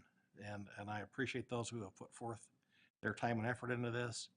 And I do have a little anxiety of getting used to the new stuff. I mean, it's gonna be a learning curve, and but I'm looking forward to doing that because I think this has a great potential for the city. And thank you for those who participated in making it and bringing it to us. Thank you. Okay. Hey, Chair, I just Please. real quick. I just want to say that you know, we continue to talk about not having a path and not having. Oh, bless you. Not having a path and not having a general plan and not having, you know, zoning and I just, yeah, this is to follow up with Councilmember Heyer. I agree. I think we need this, and this is a step forward, and it helps for a lot of reasons. It helps with developers. It helps with our community, and so. This is a big step. So thank you for all that the time that Barton and the consultant Jessica put into this, and so thank you. I bet. Okay, well now we'll have time for general comments. It's an opportunity to address the council regarding any concerns or ideas. And if you have additional questions, feel free to ask them during this time. You just state your name for the record and you have 3 minutes to speak. And then online, you would raise your hand to participate. And if you're on the phone, hit *9 to raise your hand. Hi, Keith Sato, Ogden resident. Speaking to that truth point earlier, we have an issue that no policy change is going to address. In the March 14th work session, you were told by the Director of Economic Development that Henry Walker Homes was the selected developer for the 550 24th Street project. He did not feel it relevant to mention that they're owned by JF Capital, the same developer recently given the Wonder Block, Rite Aid Block, Union Station development deals. He told you the full market value of the land, he repeated it twice, is about $655,000, which is incredibly low. Remember being told at least 3 years ago how the Brown Ice Cream building was undervalued in their presentations. The director told you that the city has a vision for seeking above market rate units for this development as part of their plan to develop that area. That was not in the RFQ at all. You've been told that the RFQ gave clear guidance in the development timeline. There's no timeline in the RFQ. You were told the city sought an ownership model and that Henry Walker Homes provided that while the other developer did not. The RFQ only asks to state a preference. No preference was expressed in the RFQ, and the developer that wasn't chosen clearly stated they would do a rental or ownership model if the city preferred one or the other. A city council person repeated that falsehood that an ownership model was explicitly asked for in the RFQ on Facebook because they trusted what they were told. And you should be able to trust what you are told. You rely on that. A third developer told me that they had approached the director directly a few years ago with a concept for townhomes on that property, using that same unsolicited proposal process that the director has told you he used to select JF Capital for Wonder Block and the Rite Aid lots. That developer was told the city was going to do an RFQ and they would be contacted once the RFQ was released. They were not contacted. That developer lives right here in Ogden and has taken their company's money outside of Ogden. They have no more that developer has no more interest in trying to develop here. We are hearing these stories over and over. The scarcity of applications for these projects is manufactured. Thanks. Thank you for sticking for the time, even though we forgot to show the time. Thanks, you. You're a pro. Any other comments? I have a question. My name's Laura Lewis, and Marcia stated that the state was going to force us to put density on Union Station campus, correct? Where is that documented? Show me a document. Where is it the state can dictate what we do on that property? I'd like to know that. Thank you. Any other comments? Welcome. Bill Dodge. I just also like to make a comment or so. Mr. Heyer, I just have a question for you, I guess. If it doesn't matter that that Union Station area is coded commercial mixed use, then why did you put H25 on 25th Street if it doesn't matter? What I seen on the charts up here is that H25 limits buildings to 4 stories. Commercial mixed use does not. It allows 10 stories as a minimum, and then if they request approval, they can get 15. Now, there's going to be a Make Ogden meeting here, I think, pretty soon, next week or something. I'm assuming you're going to hold that in the north end of the Union Station. You know that parquet floor that you're all standing on? That's from the original Union Station, late 1800s. You've just put it on the chopping block. They can go in there and take it out tomorrow if they want to. So we appreciate that. Congratulations.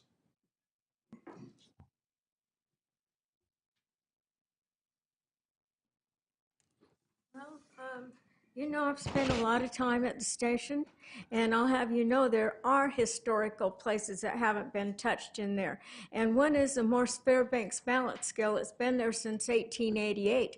The rest of it's in the basement. It's in the Railroad Museum. The floors in the theater are all those little square wood things that have been there for over 100 years. And, you know, the post office car we have out there has the same kind of floors. I mean, it all goes together, you know, and to have somebody say that it's all not original, that is really, a lot of that is really kind of, I don't want to say crap, but it is, you know. But I mean, I've been there on and off for 21 years. I can walk you through everything historical in there, and you're not getting the whole story. You're getting what they want you to hear. And I really wish it was me that took you guys through the station, you know, because, I mean, 21 years and 7,000 hours, which they wanted to erase, you know, I mean, tell me about it. I feel terrible. I was down there 21 years, and then I get pushed out of it for nothing. For what? For a bunch of dumb developers, you know? I mean, I don't want to call them dumb because they're smart. They got over on everybody, you know? I mean... Do you mind stating your name for the record? Oh, it's Teresa Holmes, and I live in Ogden. I love Ogden, and I really am disgusted with what just happened. I mean, you guys are better than this, and you know you are. If you ever really want to go in the basements and everything, the rest of the scale is in the basement. Part of the ballroom upstairs is kind of, there's some original parts up there. And to have somebody say, oh, none of it's original, but the lobby, that is not true. It's an outright lie. Thank you. Any other comments? Hi, Sue Wilkerson again. I do really worry about Union Station, only from the standpoint that I do know that government entities are not subject to normal historic local register requirements. And I do urge the council to keep a really close eye on what gets proposed to go adjacent to the station and what happens within the station, because it is, regardless of what our CED just told us, it is a really historic building. The elephant in the room is the fact that it's going to be 80 degrees tomorrow, and I still have yet to see sandbags going in along some really questionable parts of this river. And I know I've already talked to Ken about this, but it's going to be a rough week. And I just hope that the city is prepared for this, because I think we're going to have flooding that we've never seen. I've already had 2 of my rental properties basements flood this week with groundwater. And I think it's just the tip of the iceberg, but I just really want to hope that the city is prepared for this because it's coming. Thank you. Hey, can I ask you a follow-up question? So wouldn't the Landmarks Commission be involved in anything that happens at the Union Station? We are currently not with interior. Okay. The grand lobby, yes, but not with anything else on the interior. Okay. Anything that happens on the exterior, we are currently, but that was when it was owned by the railroad, not by the city. And I've just watched the city demo a lot of historic buildings over the years. Because the city owns them, they are exempt from a lot of the landmarks requirements. And I just think it has to be something that the council really watches carefully. Thanks for that Okay, clarification. thanks. Thank you.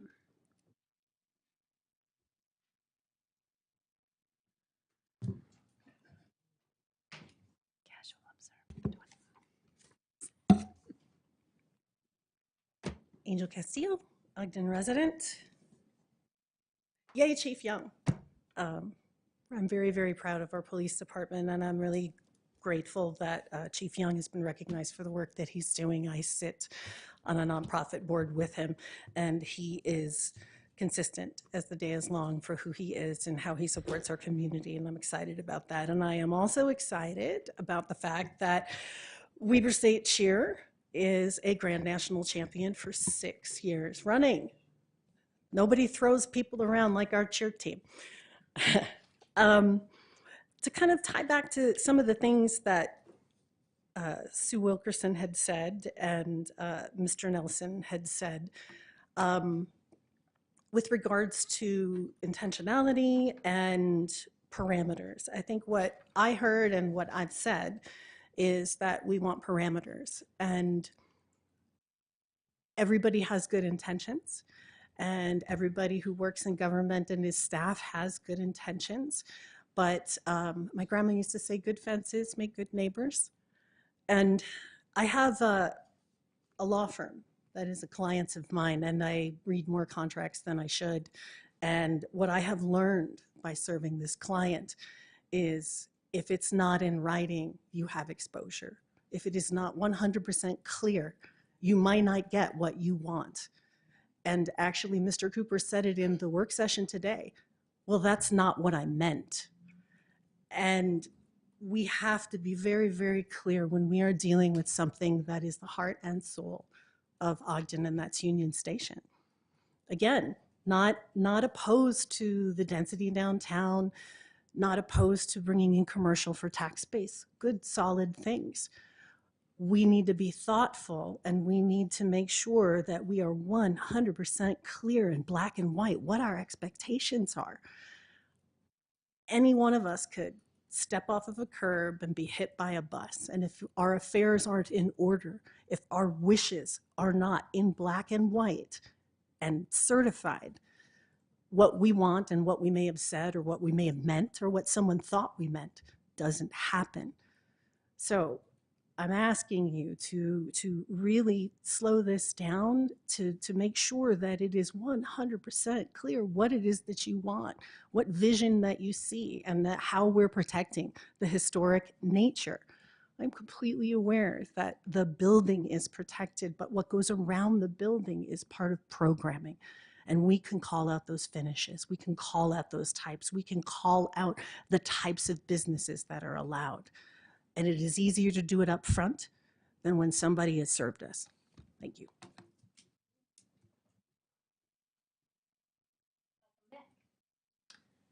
Welcome back. Mark Nelson. I have to say, I have approached many, many councils, and I have had meetings with council members where I've had to educate them on what's going on, and I have to commend you guys for the job that you guys have done.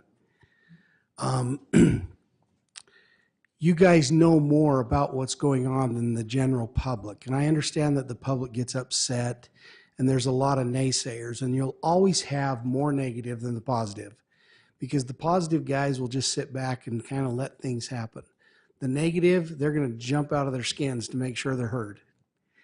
And knowing what you guys go through behind the scenes, you've done a great job with Ogden. You can't please everyone. Ogden looks better than it ever has in all of my lifetime, and I've been here since I was 3 years old. I hear in business meetings that people are going, they're looking at Ogden. They want to put money into Ogden. They want to come here. I was thrown out of an office in Salt Lake City in a skyscraper when I told them that I was the largest landowner in Mountain Green. And they said, "Where's Mountain Green?" And I says, "Well, it's just south of Ogden." "How close to Ogden is it?" "Oh, we're not interested." And said, "Leave." I said, "We're just east of Ogden," because Ogden was involved in it. So you've done a great job. And I appreciate everything that you've done. And I know that we're going to see, some old buildings will get torn down, and some old buildings need to be torn down. There are other buildings we need to preserve. We need to look at those. I think you've done a great job. I love what you guys have done. I appreciate what you've done, and I commend you for the work you've done. And I think what you did today was great. As I've listened to some of the things that were said and how it was said, I'm for it. So appreciate everything you do. Thank you. Thanks. Thank you. Can we Nice to clap, meet you. Chair? No, just kidding. Just kidding, Chair. Oh, snap.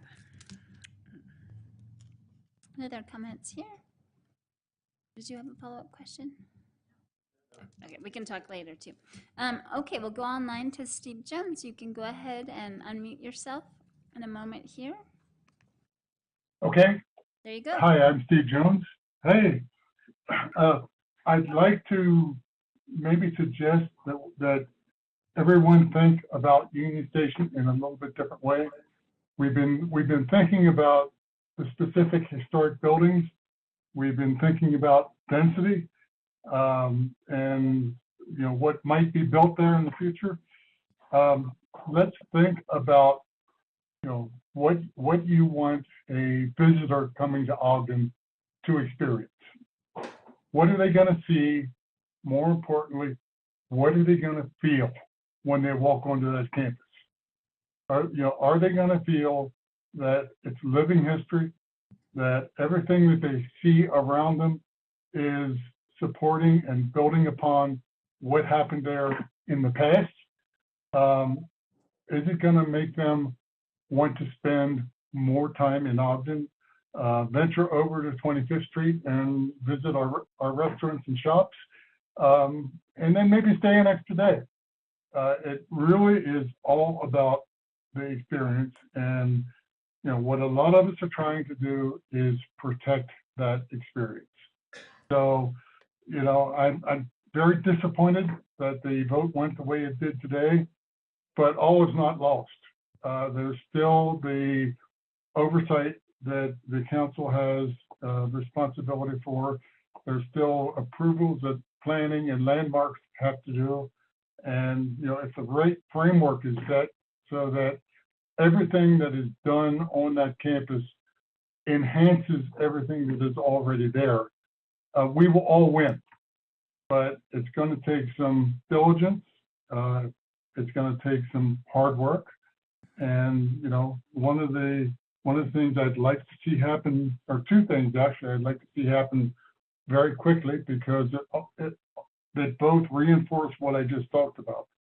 That is, there's a Jay Fisher-led planning group that is, laying out what Union Station campus should look like. And I think the sooner that becomes active and starts their outreach activities, the better it will be for all of us. And the other thing that I think is critical is there's been a lot of talk about having a Union Station advisory board. Again, let's stop talking about it. Let's get it done. Let's get the right people on that board, and let's get moving forward. Thank you. Thanks, Steve. Up next, we have Fisher Reagan Enterprises.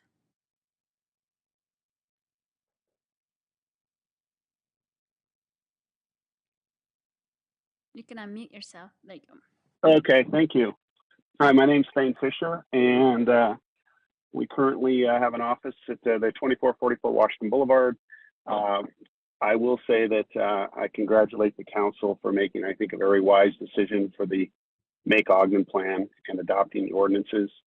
I will say that in mediation or litigation, if both parties go away super unhappy, then it was a successful mediation. So I think it was quite successful that everybody didn't get what they want.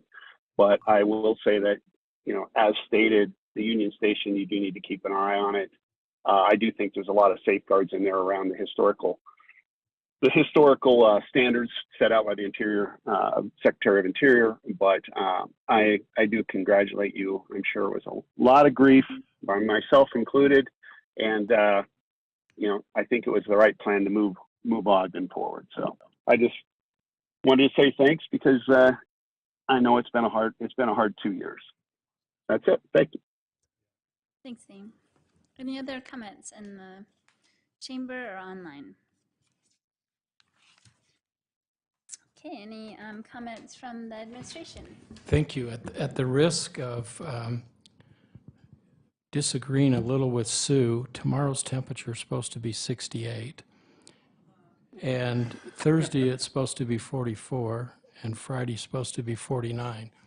So this has been a great week because it's gotten a little bit warm, and then it's going to cool off a little, and it's when it goes straight to 80 and stays there that we're going to have trouble. You're going to get an update next week from the professionals on the flood, but I just want you to know we walk the river every day. We're getting flows twice a day. I get reports twice a day on where we are. We noticed that out at Serge Simmons, if you remember several years ago, we lost Serge Simmons to the river. We started noticing that it looked like it was going to go around the work we had done, so we built a berm the last 2 days to make sure that water wasn't going to come at Serge Simmons. So we are paying attention more than people are giving us credit. We're ready. I noticed in pictures I got while I was sitting in this meeting that water's hitting the bottom of the bridge at Lincoln. So Pineview's they're trying to let out as much water as they possibly can right now. The dam a year ago was probably 40% full. Right now it's about 20% full. They've let out a lot of water in the last little while. We communicate with them often. We're watching. The groundwater issues are actually a little bit different issue and hard for us to manage those. We've been talking to the canal companies. So we've been very proactive. Our people, as Jay would say, this is not my first water rodeo. He's spent a lot of time fighting the floods. What we've done to the Ogden River has been a huge shift in us handling the flood. What we've started doing on the Weber River is starting to change that also. So I feel very confident in our people. I think that they understand what they're doing. The communication plan.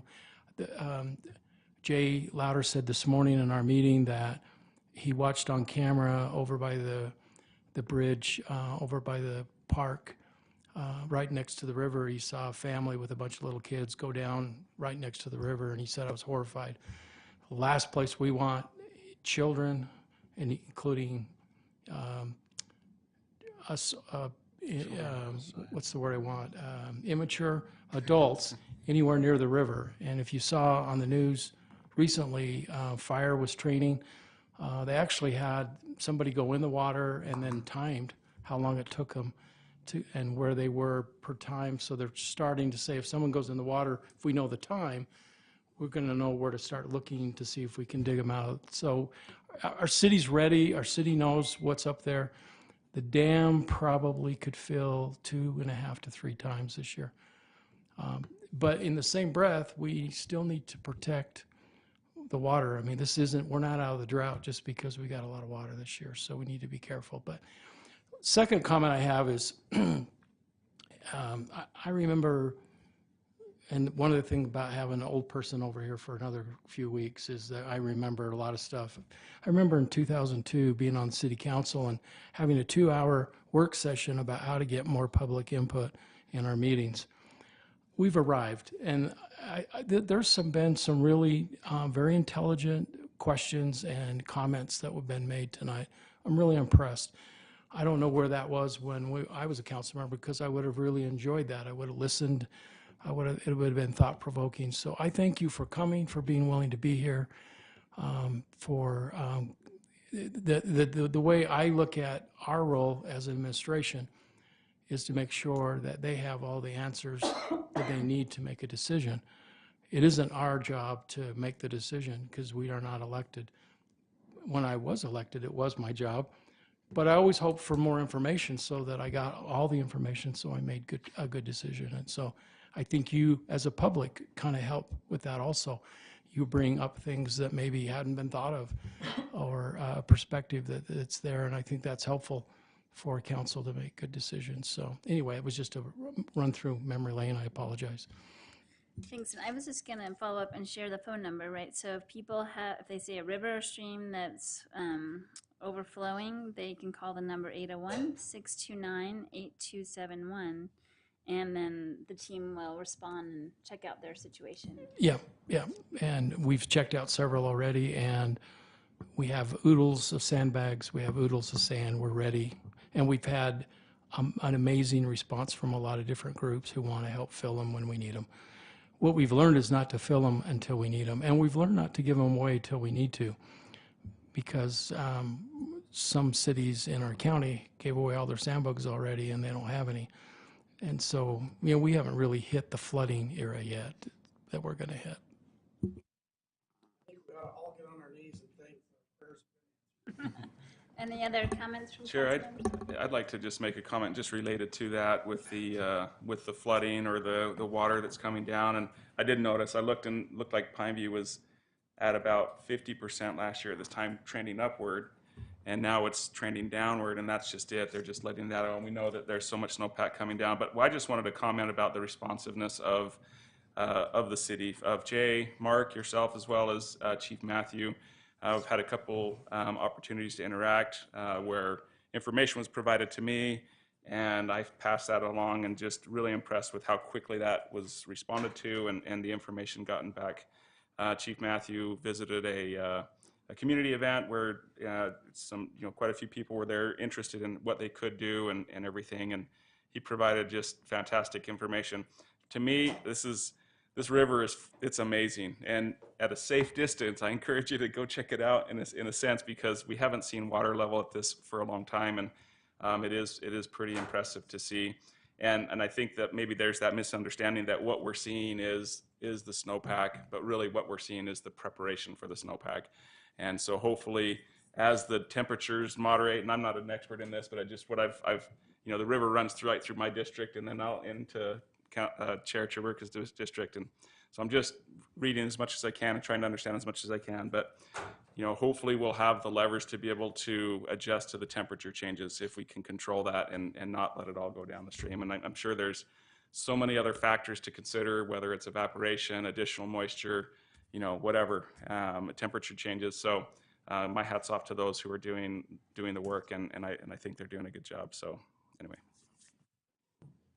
Chair, if I could jump in and add to that, Weber Basin is probably the best in the business of calculating how much water there is and when it's going to come, and as good as their prognosticator is able to tell them. I was up looking into the reservoir Sunday, and it looks like it's down, I don't know, 5-6 feet since the ice froze there, and that's all in preparation. And I hold those guys in really high regard, that they're going to keep the level of the river as high as it can be safely, and they'll meter it back as the reservoir fills, and so that it all kind of comes together in a little symphony and ends up being full right at the right time. And they're really good at that. So I suppose if we got 80s and 90s, then maybe there'd be more than they could handle. But so far, I'm pretty confident that they can do what they're doing. And since I was called out a little bit about the historic 25th Street, that's historic 25th Street. That's the name of the street. And I can't remember how many years ago we designated it that way. mostly because of the people that are there. They wanted it to be historic 25th, and many of those buildings are on the historic register of historic places. And so the name of a thing isn't the thing that does the protection. That's what I was trying to make a distinction to. The protections are built in when they're on the register, and as I understand, Union Station and the Grand Ballroom are all on that historic registry and benefit from those protections. The thing I don't think was brought up today is, we did that joint resolution a month or two ago where we defined those things that were very valuable to the administration and to the council. I wouldn't be opposed if we, at some point, now that we've kind of dodged the notice of pending ordinance is going to expire here soon, which is why we had to do what we had to do today. But that doesn't mean we can't tweak it in the future. And I'm not opposed to saying, okay, can we be a little more specific on, but we'd have to carve that out. We'd have to carve it out and give it its own zone or something in order to be more specific about what exactly happened there. Zoning designations don't normally go to that detail. It's not generally the case. So it would have been highly inappropriate to try to do that here today. Not that it couldn't happen in the future, and maybe that's appropriate. You should take some solace because the city does own it, and nobody's going to go rogue over there. You should take heart into the resolution that was jointly passed a couple of months ago. So I'm kind of glad spring's finally here. I was really happy to wake up the other day and it wasn't snowing again. So. Go ahead. Can I add to what you just said? Please. So I love your recommendation and would like maybe you and I could partner to bring that specificity to the Union Station. I do think with what we passed, it's possible. Sure. But it leaves a lot of questions. I understand where you guys are coming from. It clicked for me when I was asking questions tonight. And so I would love to put that, I would love to give more certainty to that. If you could help me with that and we could help the public with that, let's explore that. Okay. As it relates to the flooding. So a lot of people are used to coming here and seeing me and Mark disagree, but I want to talk about something that I agree with, and it has everything to do with flood preparation and the work that the city's done. I don't claim to be an expert about much, but there was a time in my career where I was directed and paid to travel around the entire United States, and I think I studied rivers in about 10 different states. And my directive was go around the U.S., learn as much as you can about fluvial geomorphology and hydrology, get as many certifications as you can, and combine that with your master's in studies in ecology, and bring all of that back to the Ogden River and the Weber River. And it was like the coolest experience ever. And then comes 2008, the stimulus happens and we get $1 million of seed money to start the river restoration project downtown Ogden. At that time, we were so flood prone, it was not even funny. The risk to our downtown was scary and we didn't even realize it. But starting with that $1 million, we partnered with Ogden City as our anchor partner to build a $6 million restoration project that increased the capacity and flood conveyance of our downtown river by probably twofold. And so when you go downtown and you see our river, it looks scary, but it's kind of what Ken is saying, like stay away. But what you're seeing are natural processes of a flood conveyance channel at bank high, flooding into reconnected floodplains, just as designed. And in 2011, we were doing construction on the $6 million, and we conveyed a 125-year flood event for 18 days straight, mid-construction. That's bare banks, no vegetation to stabilize banks at all. Scared the bejeebers out of us. I almost said a bad word. But since that time, for the last 3 months, I oversee teams that manage the Great Salt Lake and all of the wetlands around it. And none of the water goes from the mountains to the lake without passing through the Division of Wildlife's lands. And for 3 months, we've been coordinating with Davis County and Weber County and all of the cities in Weber County and all the farmers and the Farm Bureau to make sure that we have done everything we possibly can to prepare for these floods. In Ogden City specifically, the flood channel conveyance and capacity is much greater in the city and outside of the canyon than it is in the canyon. So when we're talking about controlled releases from Weber Basin, who is the best in the business, they're not going to flood out the areas above us, and therefore we have the capacity to convey the controlled floods.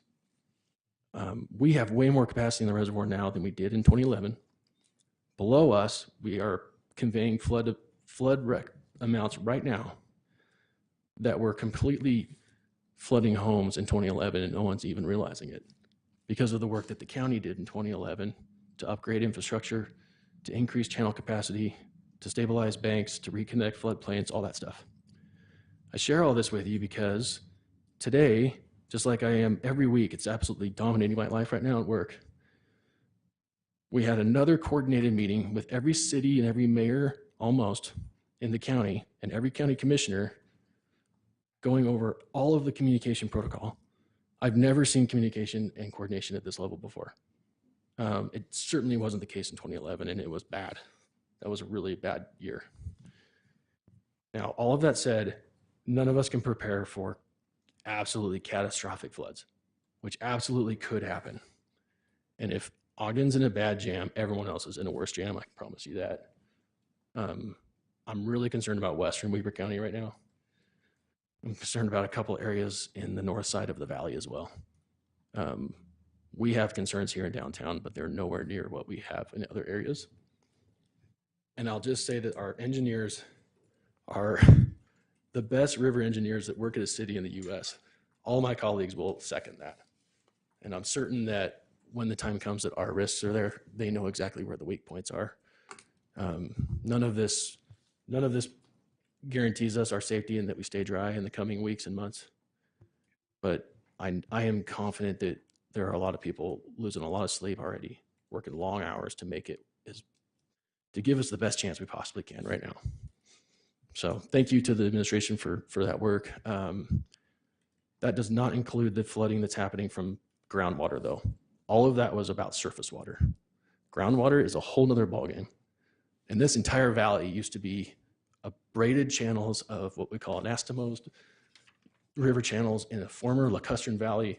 That means we were sitting on a ton of former cobble and river channels, and those river channels flow beneath our homes, and they bring water to the basements of our homes. That's groundwater flooding, totally different. Sandbags won't help. So anyway, that's my everyday right now. Thanks for that update. It's exhausting, but we have a good chance of getting through this, but we still need to pray. There's no question. Sure. Any other comments? All right. Well, we can adjourn this. Chair, go ahead. Hey, Chair, I'm sorry. Go ahead. So I just want to follow up. Laura Lewis, check out HB 462. It's the state's legislation around station area planning, and I think that you would be take a look at that bill. I also want to say that we heard a lot about slowing down, and I just want to I want to give you my perspective on slowing down. I get to talk to a lot of other city council members, a lot of other mayors that are loving what Ogden is doing. They are watching what Ogden is doing. They are actually following what Ogden is doing because they love where we are going. And if we slow down, those cities are going to surpass us. They are going to continue to go forward. They're going to go past us. And we are going to find ourselves, in my opinion, in a donut hole of which we saw 10, 15 years ago. And so I understand the the rhetoric of slowing down. I understand that. It's like we're moving too fast, we're moving too fast. And I believe that my council members and my colleagues are able to take on all the information that's coming to them and making sure that we are going in the right direction. And I hate to say that we can't slow down. We have to continue to go forward, because if not, we're going to get surpassed, and we're going to get surpassed by the counties and cities around us, and we're going to again find ourselves back in the 1980s. And I don't think any of us want to go back that far. So these are some of the comments. I'm writing them down as we go forward, but please take a look at some of the legislation that's coming down from the state. Take a look at what we're doing, and believe me that I know that my colleagues are working fast and furiously trying to understand what's coming in front of us.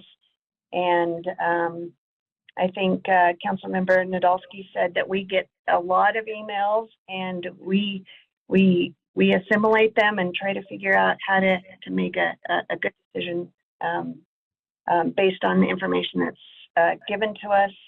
And so thank you, everybody that's in the council chambers tonight. I wish I was there, but I am not, and always open to discussion. So thanks. Thank you. Okay. Okay, so we can adjourn this meeting, and then I suggest we have just a quick 5-minute break, and then we'll come back for redevelopment agency. Motion to adjourn. Second. A motion by Councilmember Hyer, second by Vice Chair Ritchie. Ritchie. All in favor? Aye. Thank you. We'll be right back. Thank you. I put some water.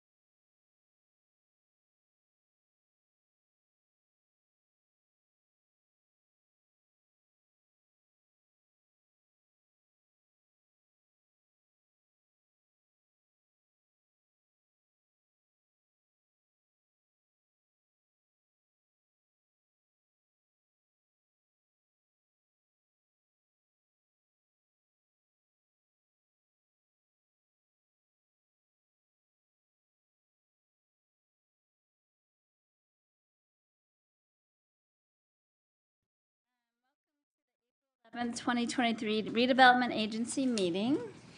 I'm trying to talk very slowly. Please let the record reflect that all board members are present. Board Member White is online. Would you like to say hello? Hello, everyone. And Board Member Lopez is here. I'm sure he'll be back in a moment. First up, we have reports from the administration, the proposed airport community reinvestment area plan and budget. This is to consider setting a public hearing for June 6, 2023. Welcome, Brandon Cooper, Director of Community Economic Development. Yes, thank you very much. Appreciate your time tonight. We'll get this loaded up. There we go. This work? Yep. Okay. So tonight's request is to set the public hearing for the Airport Community Reinvestment Project Area Plan and Budget. So I just have a few slides to go over. You've seen these in work session already, and we'll share this again if you choose to set the public hearing. I always like to start with just giving a general overview of the RDA so that we understand kind of how this adds or subtracts to what we currently have. Right now, we're managing about 13 project areas. In that configuration, you know that they've been named different things for many years, and so this would be another community reinvestment area under the current legislation.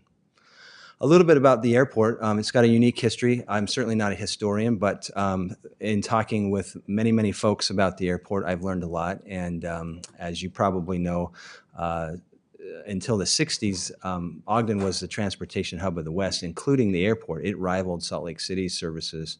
And because of our geographic location and the preference of where we were situated, we were the preferred location. And we ran two airlines back in the day, Western Airlines and United Airlines. Subsequently, they were bought out and changed and moved. And in 1968, Salt Lake City received international status, and that began kind of the decline of commercial passenger service in the Ogden airport. And then obviously with the decline of railroads associated with that, we essentially lost our hub status over time. And that's had some major implications, not only at the airport, but to Ogden City and Weber County in general. And so in 2020, we revisited the airport master plan, kind of efforts. And at that time, the master plan was adopted. And if you recall, there were a certain number of priorities given in that plan for the success of the airport. Pursue and enhance general aviation, commercial passenger service, once again, and for 10 years we enjoyed Allegiant, as you know, and for 18 months we enjoyed Avelo. We believe that commercial passenger service is still a possibility, and so that remains in the master plan. Cargo is a big opportunity for us, aerospace and defense, certainly to support the things that are happening at Hill, maintenance, repair, and overhaul, and aeronautical commercial activities. So all of those things are in the plan. We're not seeking to change anything that has already been established and approved in the master plan. We're seeking to find ways to enhance it. So again, expand OGD's role as a regional economic engine through a commitment to serve and cultivate those main trunks, those pillars: general aviation, commercial service, and aeronautical business opportunities. We've had a project area at the airport in the past. This is an expired district, but it expired in 21. But this was established to facilitate the Kemp Center. And some available land that they currently still have under their control, but is no longer in a project area. And so that was successful, and we're seeking now to enhance the project area a bit. This is the geographical boundary that was proposed in the survey area and was the subject of our study.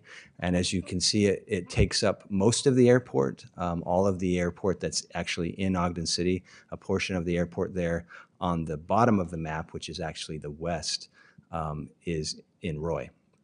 It jumps across Hinckley Drive and grabs some commercial properties there, and we felt like that was important because of the land use that is currently in place. It's a little bit underdeveloped, and I think there's some opportunity there to bring some value and density that would enhance maybe some non-aeronautical uses adjacent to the airport. And so that's why we included that in the project area plan.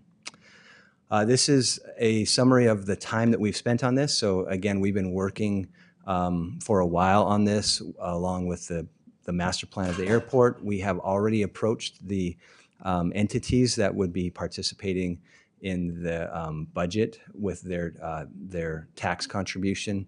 All of those have been approved with the associated bodies. And so this is our final step now, is to present the plan, allow public comment on that, and to take action. I've included these maps. There's 3 of them. This is a short-term map showing some improvements that were part of the master plan approval. Here's some intermediate term and long-term plans that we would like to see take place in the master plan. And so again, this plan doesn't do anything to change what's already been established. It's meant to facilitate some of the things and provide some alternatives to the facilitation of the development of the airport, maybe alternative to some of the things that are at our disposal right now in terms of policy and resources. We have identified some key projects. That is a requirement of the statute, and some of those projects are related to the aerospace and defense industry. There is a company looking to develop in the airport currently that could be facilitated. There's also a pretty significant demand for commercial hangar construction that would be associated with general aviation and other aeronautical uses. And so redevelopment areas are great tools to facilitate growth in a manner that doesn't increase the general tax burden of the communities and reinvest that money back into the project area. There's a number of development objectives outlined in the plan. I won't go through all of those, but rehabilitating some existing structures is certainly an eligible use.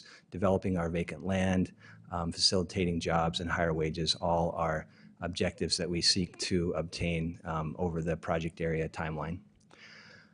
The proposed use for tax increment would include, but probably not be limited to, these types of things. Utility upgrades, which would be significant in our ability to facilitate future growth.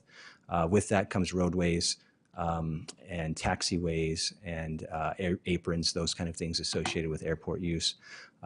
Direct incentives for jobs and corporate development is always a use for TIF. We often ask, when can we get away from that? And generally speaking, as long as we want to maintain some competitiveness in the corporate world, there's always going to be an element of needing to address corporate incentives, at least on their face. TIF can also be used for other eligible airport expenses. This would help with some deferred maintenance. This would help with other things that the airport currently pays for, which we're seeking additional revenues for to enhance. And so I think that's a positive use. The public benefit is great, both direct and indirect. Certainly the jobs and the higher wages that come, especially through aerospace and defense industries, those are things that we seek more of. Assisting Hill Air Force Base, if you've flown over the airport or if you have seen it from a bird's eye view, the proximity of the runway at Hill and the runway at Ogden is surprisingly close. They overlap pretty good. A person like Ben could probably throw a football from one to the other. And there are very few options in the state of Utah with runway access that are situated as close to support Hill. So it's a huge opportunity that we have, and so having a redevelopment area there would certainly give us the tool to do more. Can I jump in right there, lest you worry people? The runway alignments and the departures and the approaches don't conflict with Hill. They actually marry very well. So just so we don't make people worried that we're too close to Hill to have a safe airport. I try not to get into airplanes as much as I can avoid it, so I wouldn't know that. But yeah, thank I'm you the for other the one. clarification. I want to get in the airplanes. Yeah. The base year valuation, which was established in 2020, is about $211 million. That's the county valuation. So we established that as the base year. That's 0.0. We have, again, worked with our taxing entities. In this case, it's the county, the school district, Ogden City, and Central Weber Sewer District. And all of those but Ogden City have approved the interlocal agreements that would contribute their tax portion to the budget. And so you can see the maximum participation levels that have been negotiated there. $17 million at the county, at a 90% participation level over 25 years, $68 million from the school district at 85%, 95% participation for $28 million, which is being proposed to Ogden City, and an 85% participation level with Central Weber. So all of those things add up to $119 million. So that would be our max budget. If you're familiar with how we've done things over the last number of years, we set a term and a max budget so that if the budget is hit before the term ends, then the project area is dissolved. And just to reiterate that these types of project areas do not increase taxes for those folks in the project area, nor do they increase taxes for the general public. This is but for analysis, meaning that the projects that we seek to incentivize or to stabilize would not be possible if it weren't for the inclusion of some type of assistance. And because of statute, we have a 25% haircut for housing and admin, 20% housing, 5% admin, which is about $29 million over the 25 years.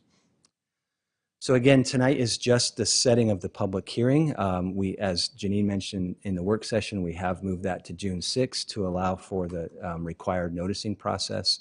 And we will make available the plan in the recorder's office. It will also be available on the 4th floor, and we will try to get it onto the city website as well under the redevelopment tab. Thank you for your time. Any questions or comments about this? Chair, I do have a question. Please. There's, if you can get back to the map, I think it was the first One of these or this map? Yeah, there you go. Yeah, that's it. The road that we access the west side development, I think it's 44. So That is right. actually in Roy. Oh, I just got you, Angela. Sorry, this one here. I don't see anything. There we go. Does that not work? How about that? There we go. Yeah, That's that's the better one. because then we can see it on our screen. I Yeah. tried to be Mhm. fancy. Trying to get me in the eyeballs. Yeah, that's the one. Nice. Yeah, that's it. Mm-hmm. That's outside of this CRA, Mm-hmm. but it looks like it needs a little. Well, I don't know. I just know that there's a little bit of a good neighbor issue Mm-hmm. with that. Mm-hmm. Are you dealing with that a different way, or? Yes, so we already have made improvements to that access with a gate and some other things that connect to a new road that is on that west side. And our airport manager has worked with Mayor Dandoy.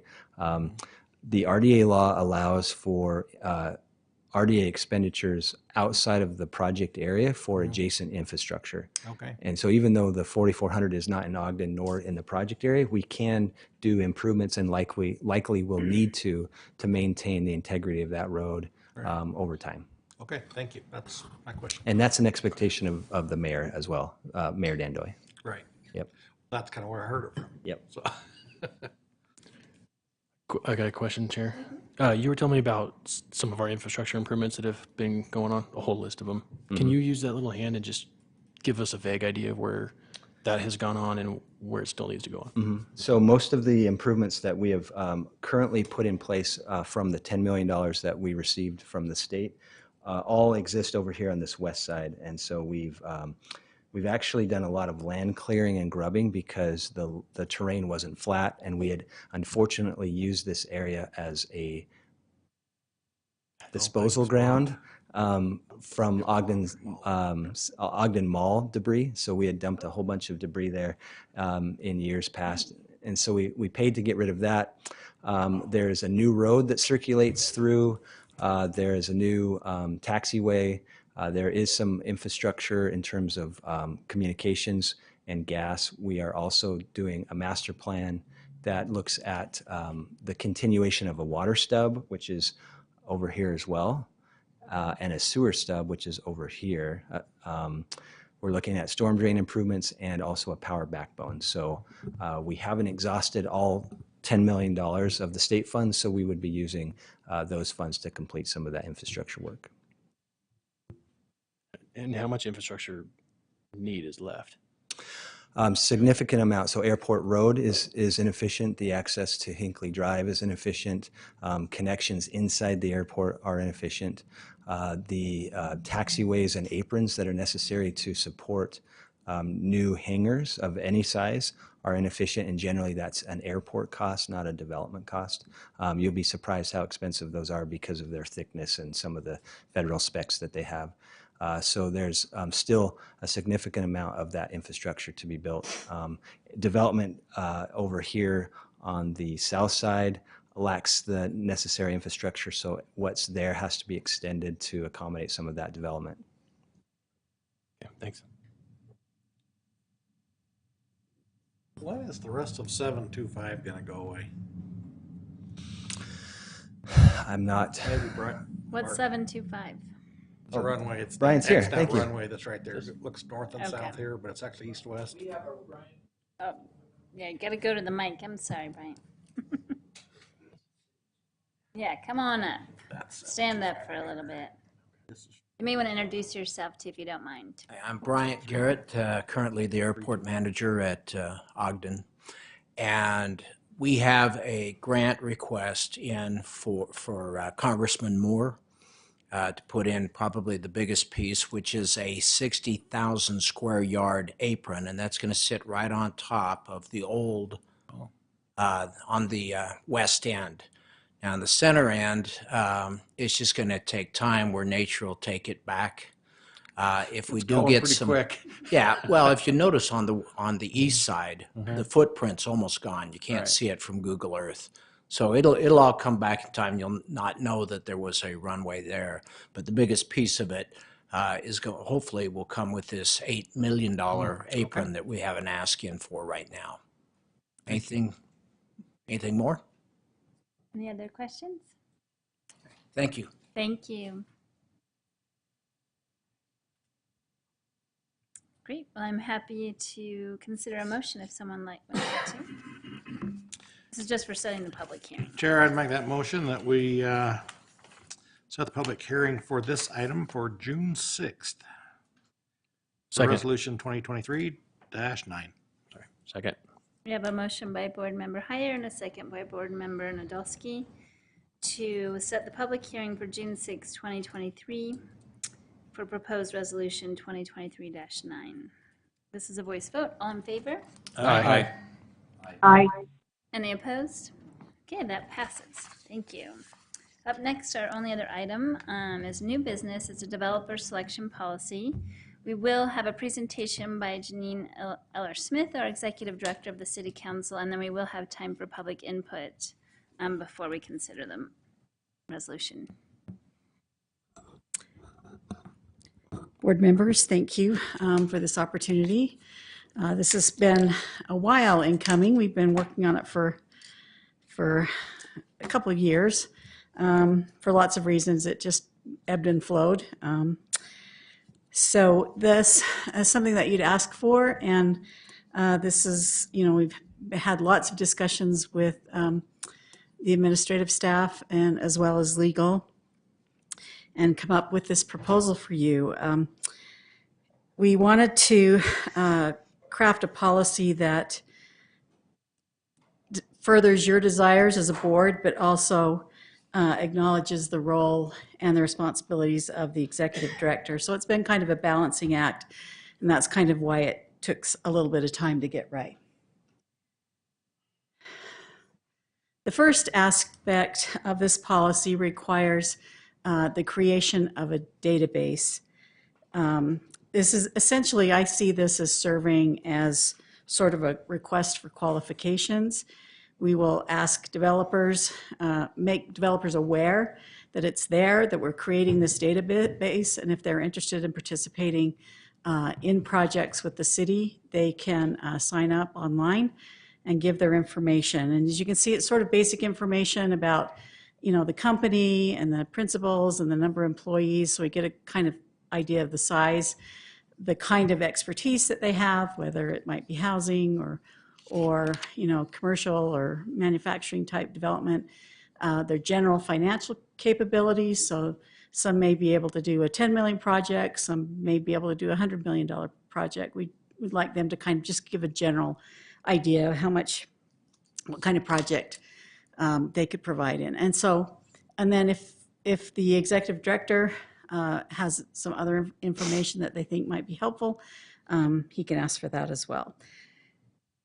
This is intended to be sort of proactive on the developer's part. We will do our very best to make it known that this information, that this list is out there, and that they can and get the information on how they can get their names on this list. But we would expect that developers would need to be proactive in getting their names on the list. The policy identifies 3 ways of identifying developers for property owned by the agency. That's a public solicitation process, a direct negotiation, and an unsolicited proposal. These are the types of solicitation methods that the administration uses now. But this will put a few extra requirements on them. Namely, I think the most important is the notification to the board when the administration enters into that exclusive negotiation agreement. So, we've had a lot of discussions about a solicitation that happened 2 to 3 years ago. And maybe if we'd had this notification within 30 days of when they entered it into the agreement, maybe some of those issues that you'd had concerns about could have been expressed earlier, and maybe some different decisions would have been made. It does allow the executive director to waive the formal solicitation process, just like the mayor has the authority to do that on the city side. The executive director in the agency would have that right. But again, they would have to give notice to the board that this is happening and justification for why they are waiving the public solicitation process.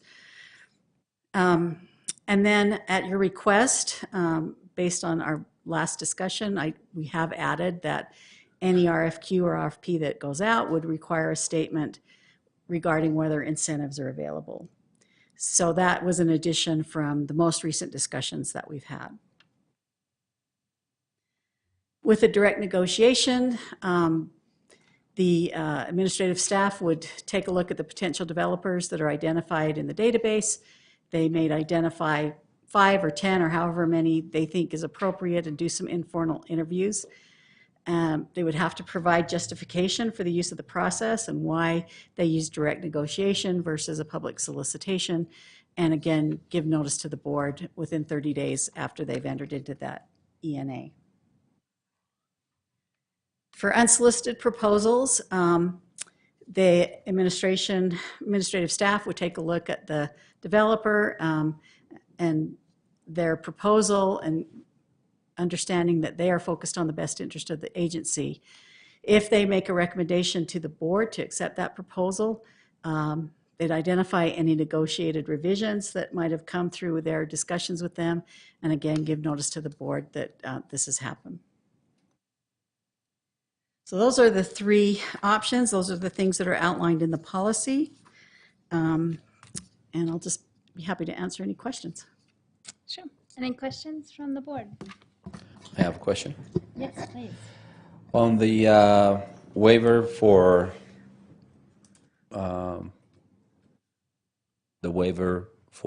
public solicitation, is that our discretion of this body to entertain changes to how that's handled or not? This is one of the issues that we kind of had to work through with legal on.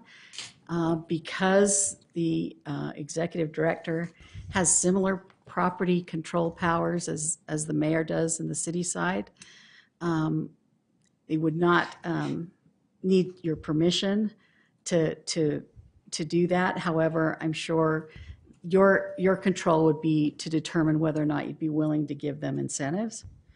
So you'd want to take a hard look at the developer that's been proposed.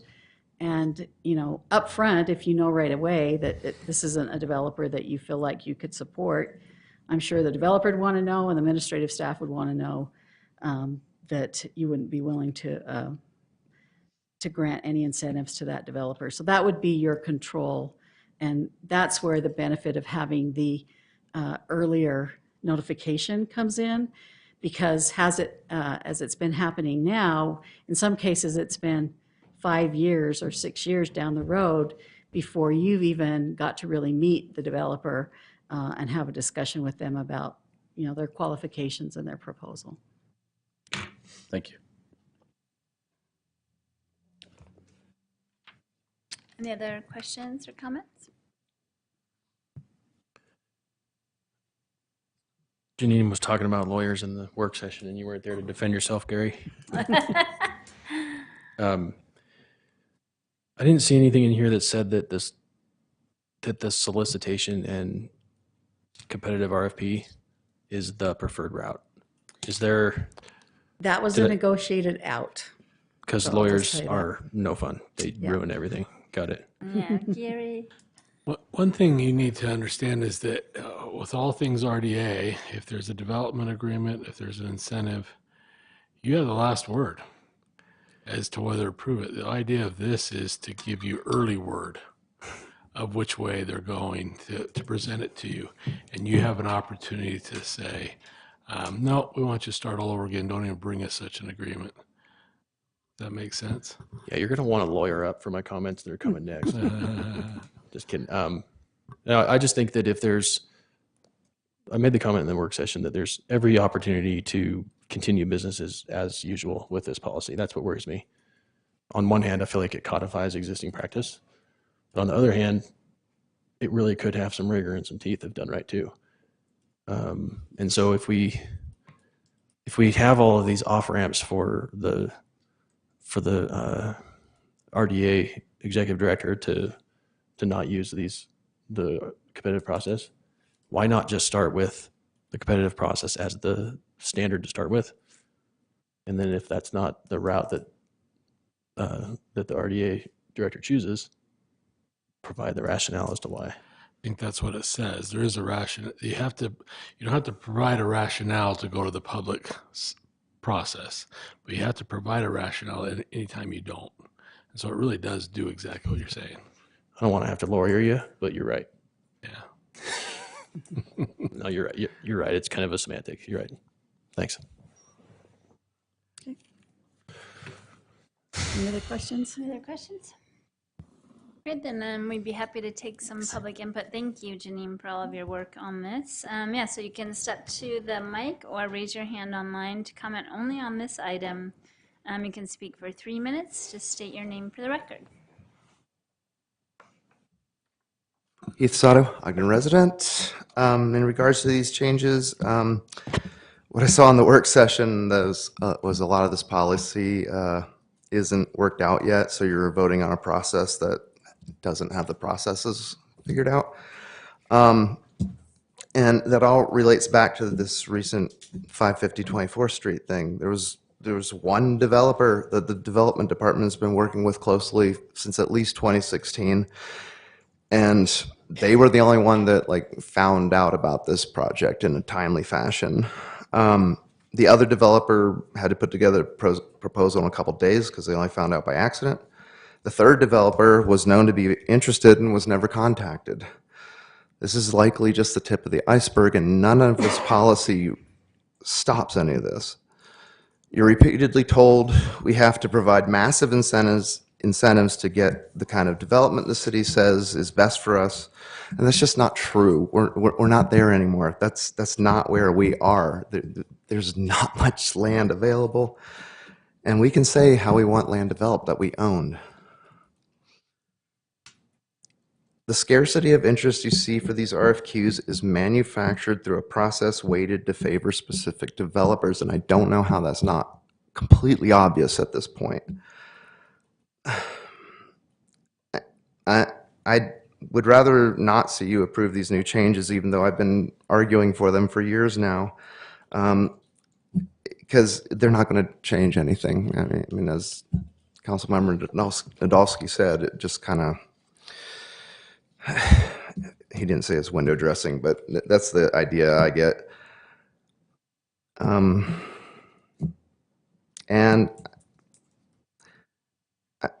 I want to know if any of you have reached out to Urban 3 for their take on the Wonder Block yet. We paid them almost $42,000 for a report that the city now says they can't find. I grammar requested it twice and got a very good, pleasant response, but it was attempted to be found and never found. And a lot of what we're being told about how we're developing is based on those initial studies from Urban 3. I beg of you, at least one of you, reach out to them, describe these deals to them, and ask them if this is how they envisioned this when they describe these processes that we're being told are being relied on now. Just some due diligence stuff. Thanks. Thank you.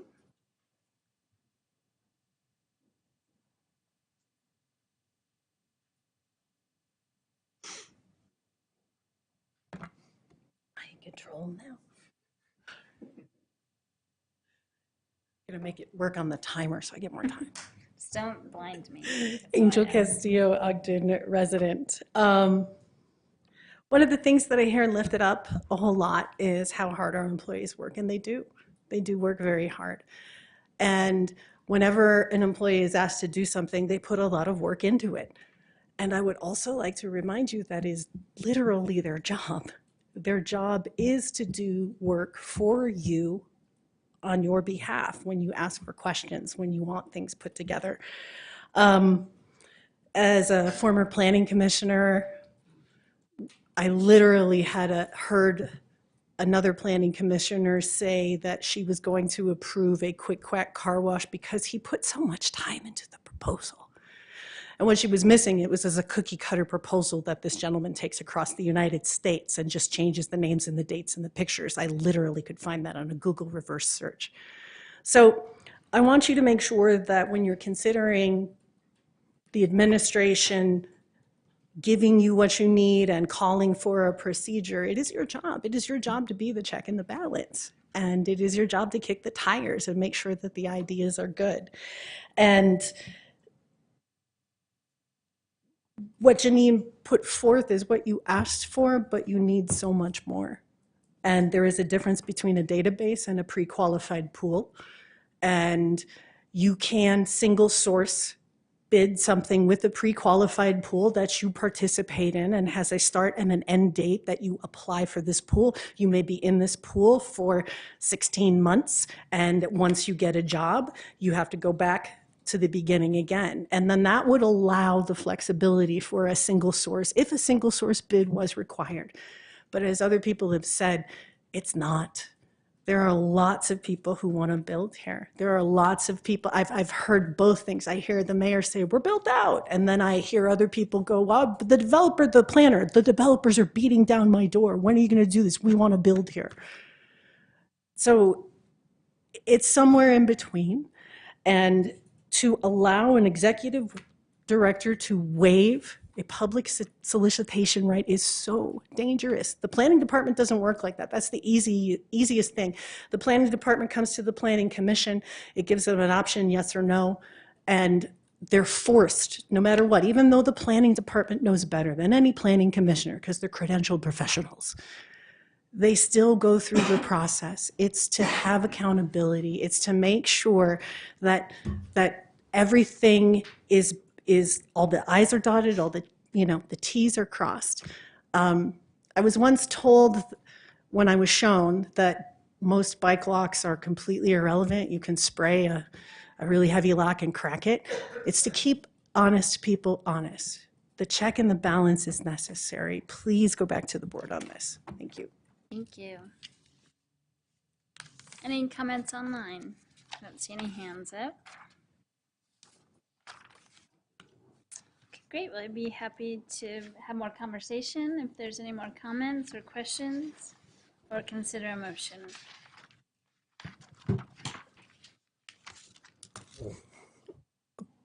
I'll make a comment if it's okay. Sure. I kind of already alluded to it, but on one hand, I really feel like this codifies existing practice. I don't feel like, it's kind of like the last thing with the Union Station where it's possible we do the right things with this policy, but it's not certain that we do. And that's where my struggle's at.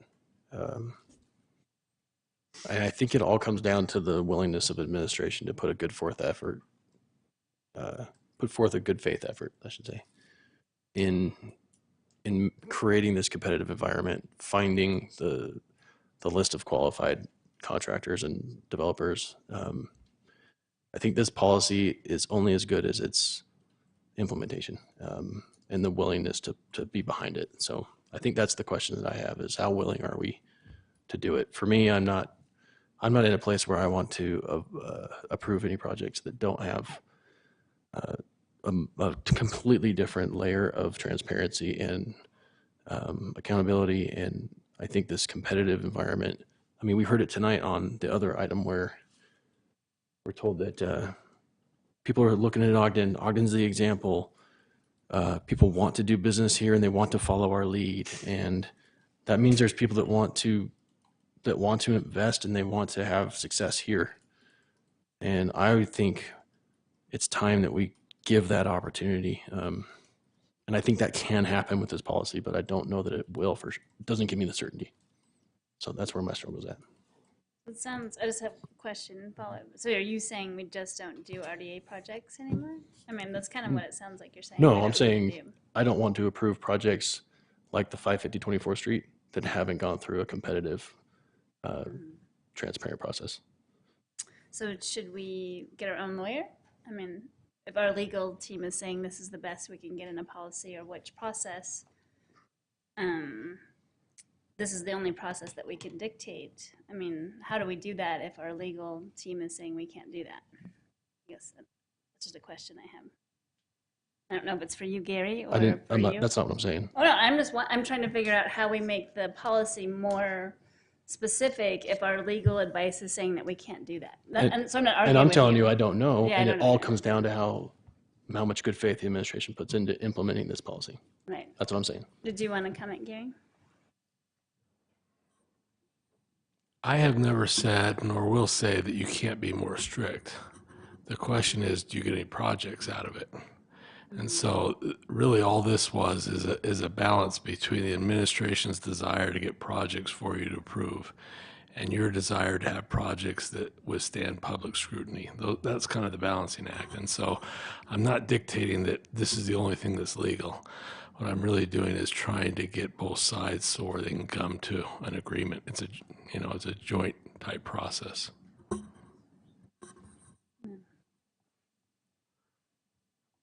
Thanks, that helps. Okay. Any other comments or questions?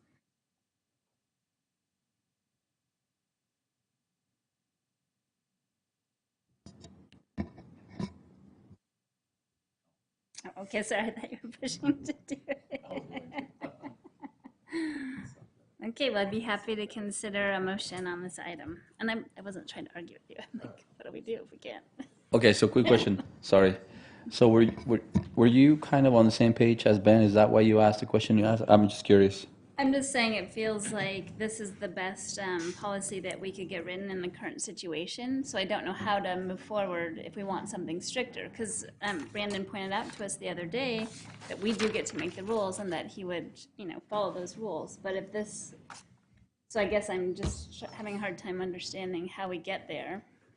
I mean, But I'm just after what Gary said, did you have a change of mind, or do you still feel the same way as far as like not knowing? It sounds like we can make it more strict if we want to.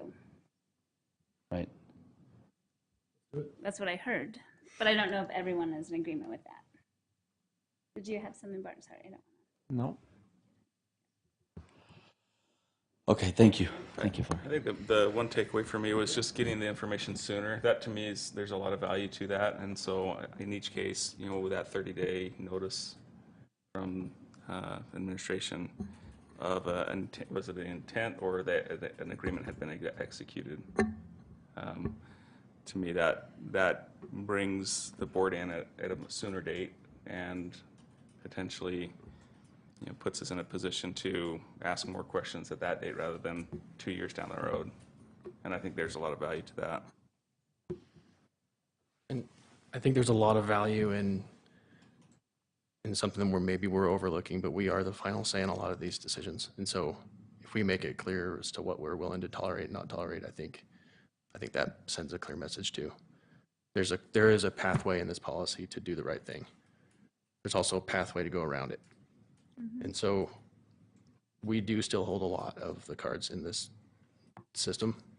And if we set that expectation, I think that's hugely important. Yeah. I'm not hearing that we've got enough consensus here and haven't for the 2 years that we've been trying and talking about this thing. We've had frankly, a lot of resistance to getting to where we're at right now. So, agreed. Yeah, that's why I'm right? just trying to figure out. I know. So it's like, if we don't do this, then what, right? So I'm apt to support it because I still think we have some hooks to make it work. But that's why I'm saying is it has everything to do with your willingness to make it work on the administrative side too. I think a challenge I have too with part of it, and this is kind of just about our roles too, or how we're told that what our roles are, is we don't get to dictate the process. We make the policy, and then then the administration figures out the process for that. So like we wouldn't dictate how the database is implemented. We're just saying develop a database, right? Well, so I think we can try to get more specific, but then you get into that area where we have to have good faith that it's happening. You do.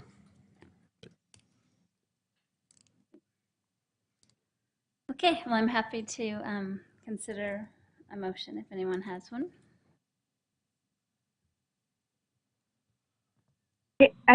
Sorry, I'm trying to get off mute, but I just want to say also that we do have.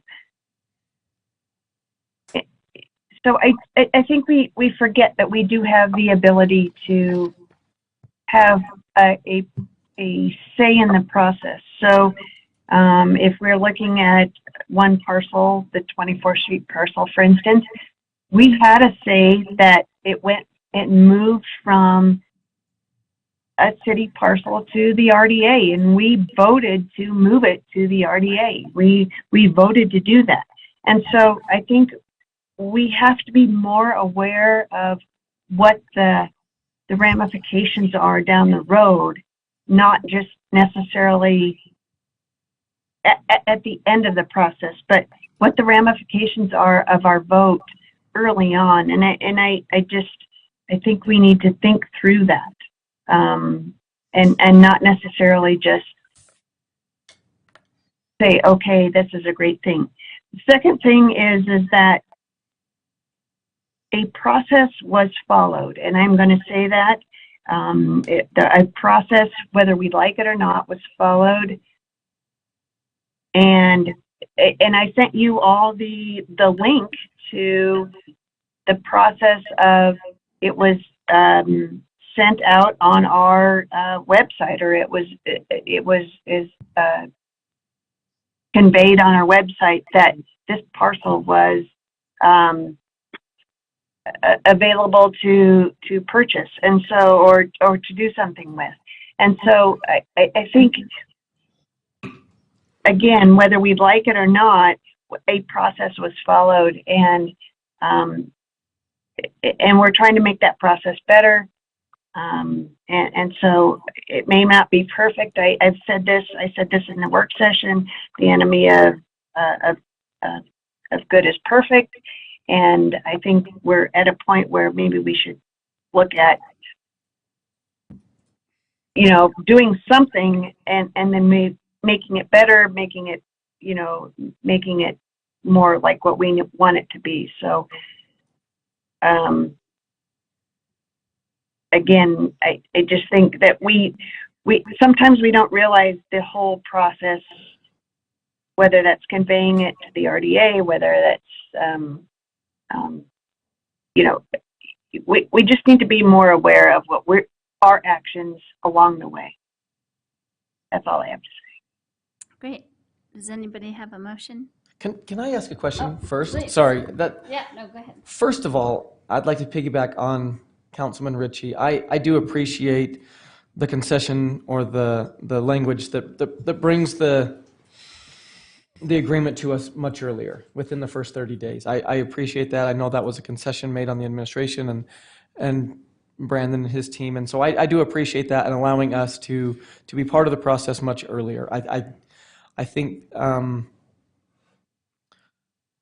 yeah, I believe going back to this other project, we get down the road a little bit and then it's, well, okay, we're here. So I appreciate letting us be part of it from the beginning and then dictating from there where we are and the route we want to take. So I, like Vice Chair Ritchie, I do think that is a huge concession, and I appreciate the work that went into that. My second question, and I'm just asking, I guess going off of what you said, Ben, that we can do this the right way, and that there's been some pushback along the way. And I guess I am wondering, I mean, if you're saying this is, what we have here is not the right way, and what we're doing is not the right way, but yet we're getting the pushback, maybe some of us, myself included, don't believe that what we're doing right now is actually the wrong way. And so I'm just curious, I mean, we've got this now, and to quote Angel, I know a lot of work has been put into it, but does it really benefit if this is not?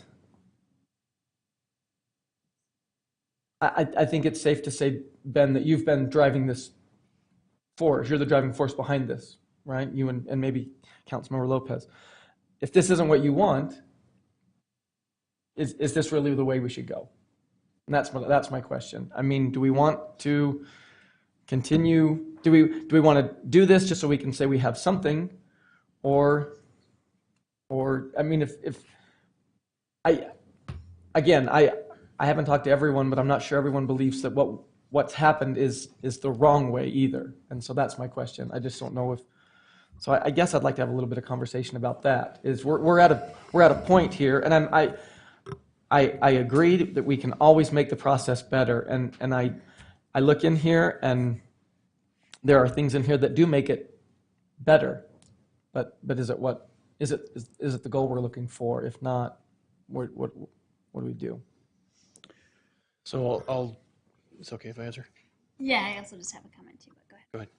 Oh, and I was just going to say that I also have been involved in bringing this forward for a couple of years, and the part that I really wanted to try to do with this policy in particular is be clear about what our policy is and get it in writing so that it would be more transparent, because before it wasn't as transparent. And Brandon has done a great job bringing it to this point where we understand there's 3 different ways and all these different elements of it. So for me, that was one part of the goal, was just explaining to people what the current process really is and then finding better ways. But I think you have other thoughts too about that as well. So. I guess, yeah, Bart, to answer your question, for me, the right and wrong maybe aren't the right terms, but I mean, in the RDA, there's a lot of things we can do, but I still think it begs the question, should we do it? And for me, I really have a firm belief in like fair market principles that create a competitive environment to make people compete for an opportunity, and that you get a better outcome when people compete.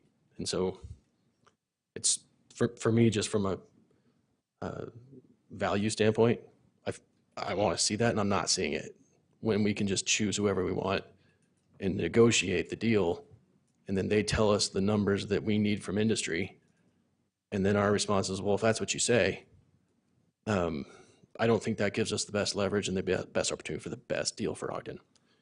Now, I do think that the deal at 550 24th Street, which is why I voted no, was a bad deal for us. I can't square the numbers on that thing at all.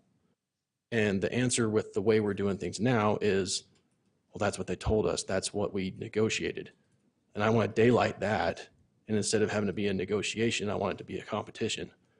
And so I do think there's an opportunity. So if we're using right way and wrong way as the language, right or wrong, I do think there's an opportunity to do that here. If that's the route that is selected by the administration, and if that's the route that we're willing to stand for, you know what I mean? Mm-hmm.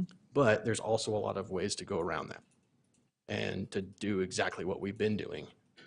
And I'm not willing to entertain a project that comes with the numbers that we saw on that project. We were literally told that the value of the land is irrelevant. And to me, I cannot square that at all. It's hugely relevant. That's value, that's asset, that's leverage in the negotiation. It's leverage in a competition. And so there might be a lot of different ways for us to go about creating that. This is the one that came forward after a couple of years of, frankly, beating our heads against the wall in some regards. We haven't had, in my view, a really good opportunity to come up with a really good process because there's just been resistance all along the way. And so is this better than nothing? Probably. Can we do a really good job within the confines of this policy? Yeah, we can. But can we completely undermine it all and just do what we're already doing? Yes. For sure.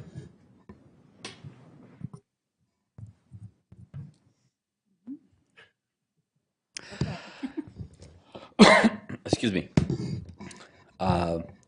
We can't legislate morality, right? That's my take on it. And I'm tired of dealing with these because it's about moral principles and different ideologies and beliefs about what's happening. And we all of us have our own belief systems and so we respect all of them even though we don't agree with them, right? That's kind of we've always said a hallmark of our council. We disagree and we go out and we can still talk to each other. Mm-hmm. So for that reason, I don't say these, I promise that I don't say these to be disrespectful in any way to anybody, but I'm just looking forward to, it's now public knowledge that, there's going to be a new administration next year. So that's what I'm looking forward to now. I'm looking forward to continue to do the best we can with what we have, do our due diligence, and then, look to next year to see if whoever is still here and whoever still wants to try to or believes that it's important to continue to look at these and improve it, then we'll try to continue to do it. And I'll also add to the fact that I think there is a lot of really good things happening, and I need to give credit to the administration and to Brandon for all the good things that they do, because this is taking so much, is sucking so much of what's happening, of a lot of the good that is happening.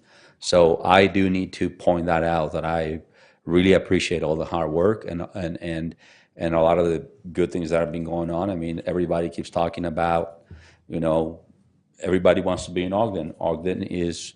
There are a lot of great things happening here. And so my intent is really not to be so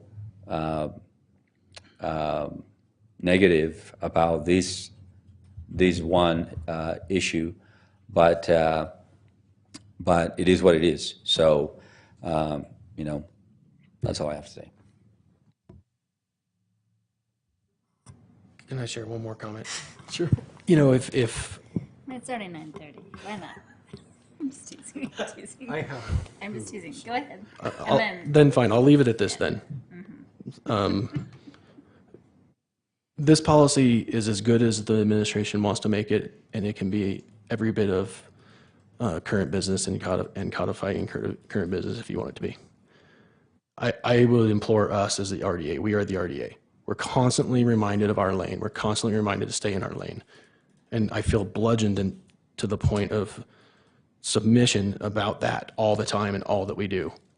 And so I think if we're going to pass this policy, we make our intent very clear as to how we want it to be used. And if it's not used in that way, I hope that we would pick up that club and stand in our lane and just do our work and just make our vote based on our own conscience. And, you know, the vote didn't go my personal way last time, but I'm not mad at any of you guys. But I do want us to stand up and act in our role. And I think that Ogden's counting on it. So if this is the policy that is the best we can do right now, I can get on board. But let's not forget our role too. Okay. Go ahead, Board Member Heyer. I'll try and make it quick, since it is 9:30, but a wise man once told me, do something even if it's wrong. That was to say, Really? That's what he said, yep. Okay. Don't be frozen in fear, is kind of what that means. Okay. So we could sit around here and, you know, to Marcia's point, it's kind of said that way, you know, let the enemy of the good be the perfect. You know, I don't know that any of us think this is perfect, but you know what? We have, you know, government isn't very perfect. Government's kind of messy. The executive director is elected just as we, has the roles that are part of that job title. But what I see in this goes to your point that, hey, you know what? In 30 days, we're going to have this figured out. It's not going to be 2 years. At that point, if it's ugly and it's icky, there isn't so much behind us already that we're worried about flushing. And so I really don't see that this is too bad. Nor do I see that the administration has had this intent to defraud us at all. I have not ever seen that. So they have done what we've asked as nearly as I can tell. So I'm happy to make this motion unless somebody wants to yammer some more. Is your question answered? Sure. I was just curious. Okay, yeah. You're making a motion? Unless somebody else wants to beat me to it, but I'm going to make a motion that we adopt Resolution 2023-8. Second. We have a motion by Board Member Heyer and a second by Vice Chair Ritchie to adopt proposed Resolution 2023-8. This is a roll call vote. Board Member Blair? Aye. Board Member Heyer? Aye. Board Member Lopez? Aye. Board Member Nadolski? Aye. Board Member White? Aye. Vice Chair Ritchie? Aye. Chair Chaburka? Aye, and that passes. Any comments from the Executive Director? Nothing tonight, thanks. And board members? Not after 9:30. I do have a comment to make. I'm a little bothered that something of this magnitude is not worth our time at a late hour, and that, like, this is a serious conversation about a serious issue. So I'm sorry if I've yammered on, but this one matters a lot to me, and I think we got to get it right. I totally was teasing. I apologize about that. I'm sorry. Board Member White. No, I just want to say that I had an opportunity to go to an Avalanche a hockey game and a Rockies baseball game, and I'm here tonight because I do think it's important, Councilmember Nadolski. So I just want you to know that I think the conversation was really good tonight. I just was going to say, I think the teeth is in that 30-day for me. It's like if early on in the process we can say we're not happy with what's going on, that does fall to the board for sure, and staying in our lane, you know, for that for sure. I think in that 30-day period we can more easily say, okay, that we like what's got us to this point, or we don't like what's gotten us to this point. So that's why I feel comfortable with that. Any other comments? Nope. Okay, be happy to take a motion to adjourn. Motion to adjourn. Second. A motion by Board Member Heyer, a second by Board Member Blair to adjourn. All in favor? Aye. Aye. Aye. Any opposed? All right, thank you. Sorry about that.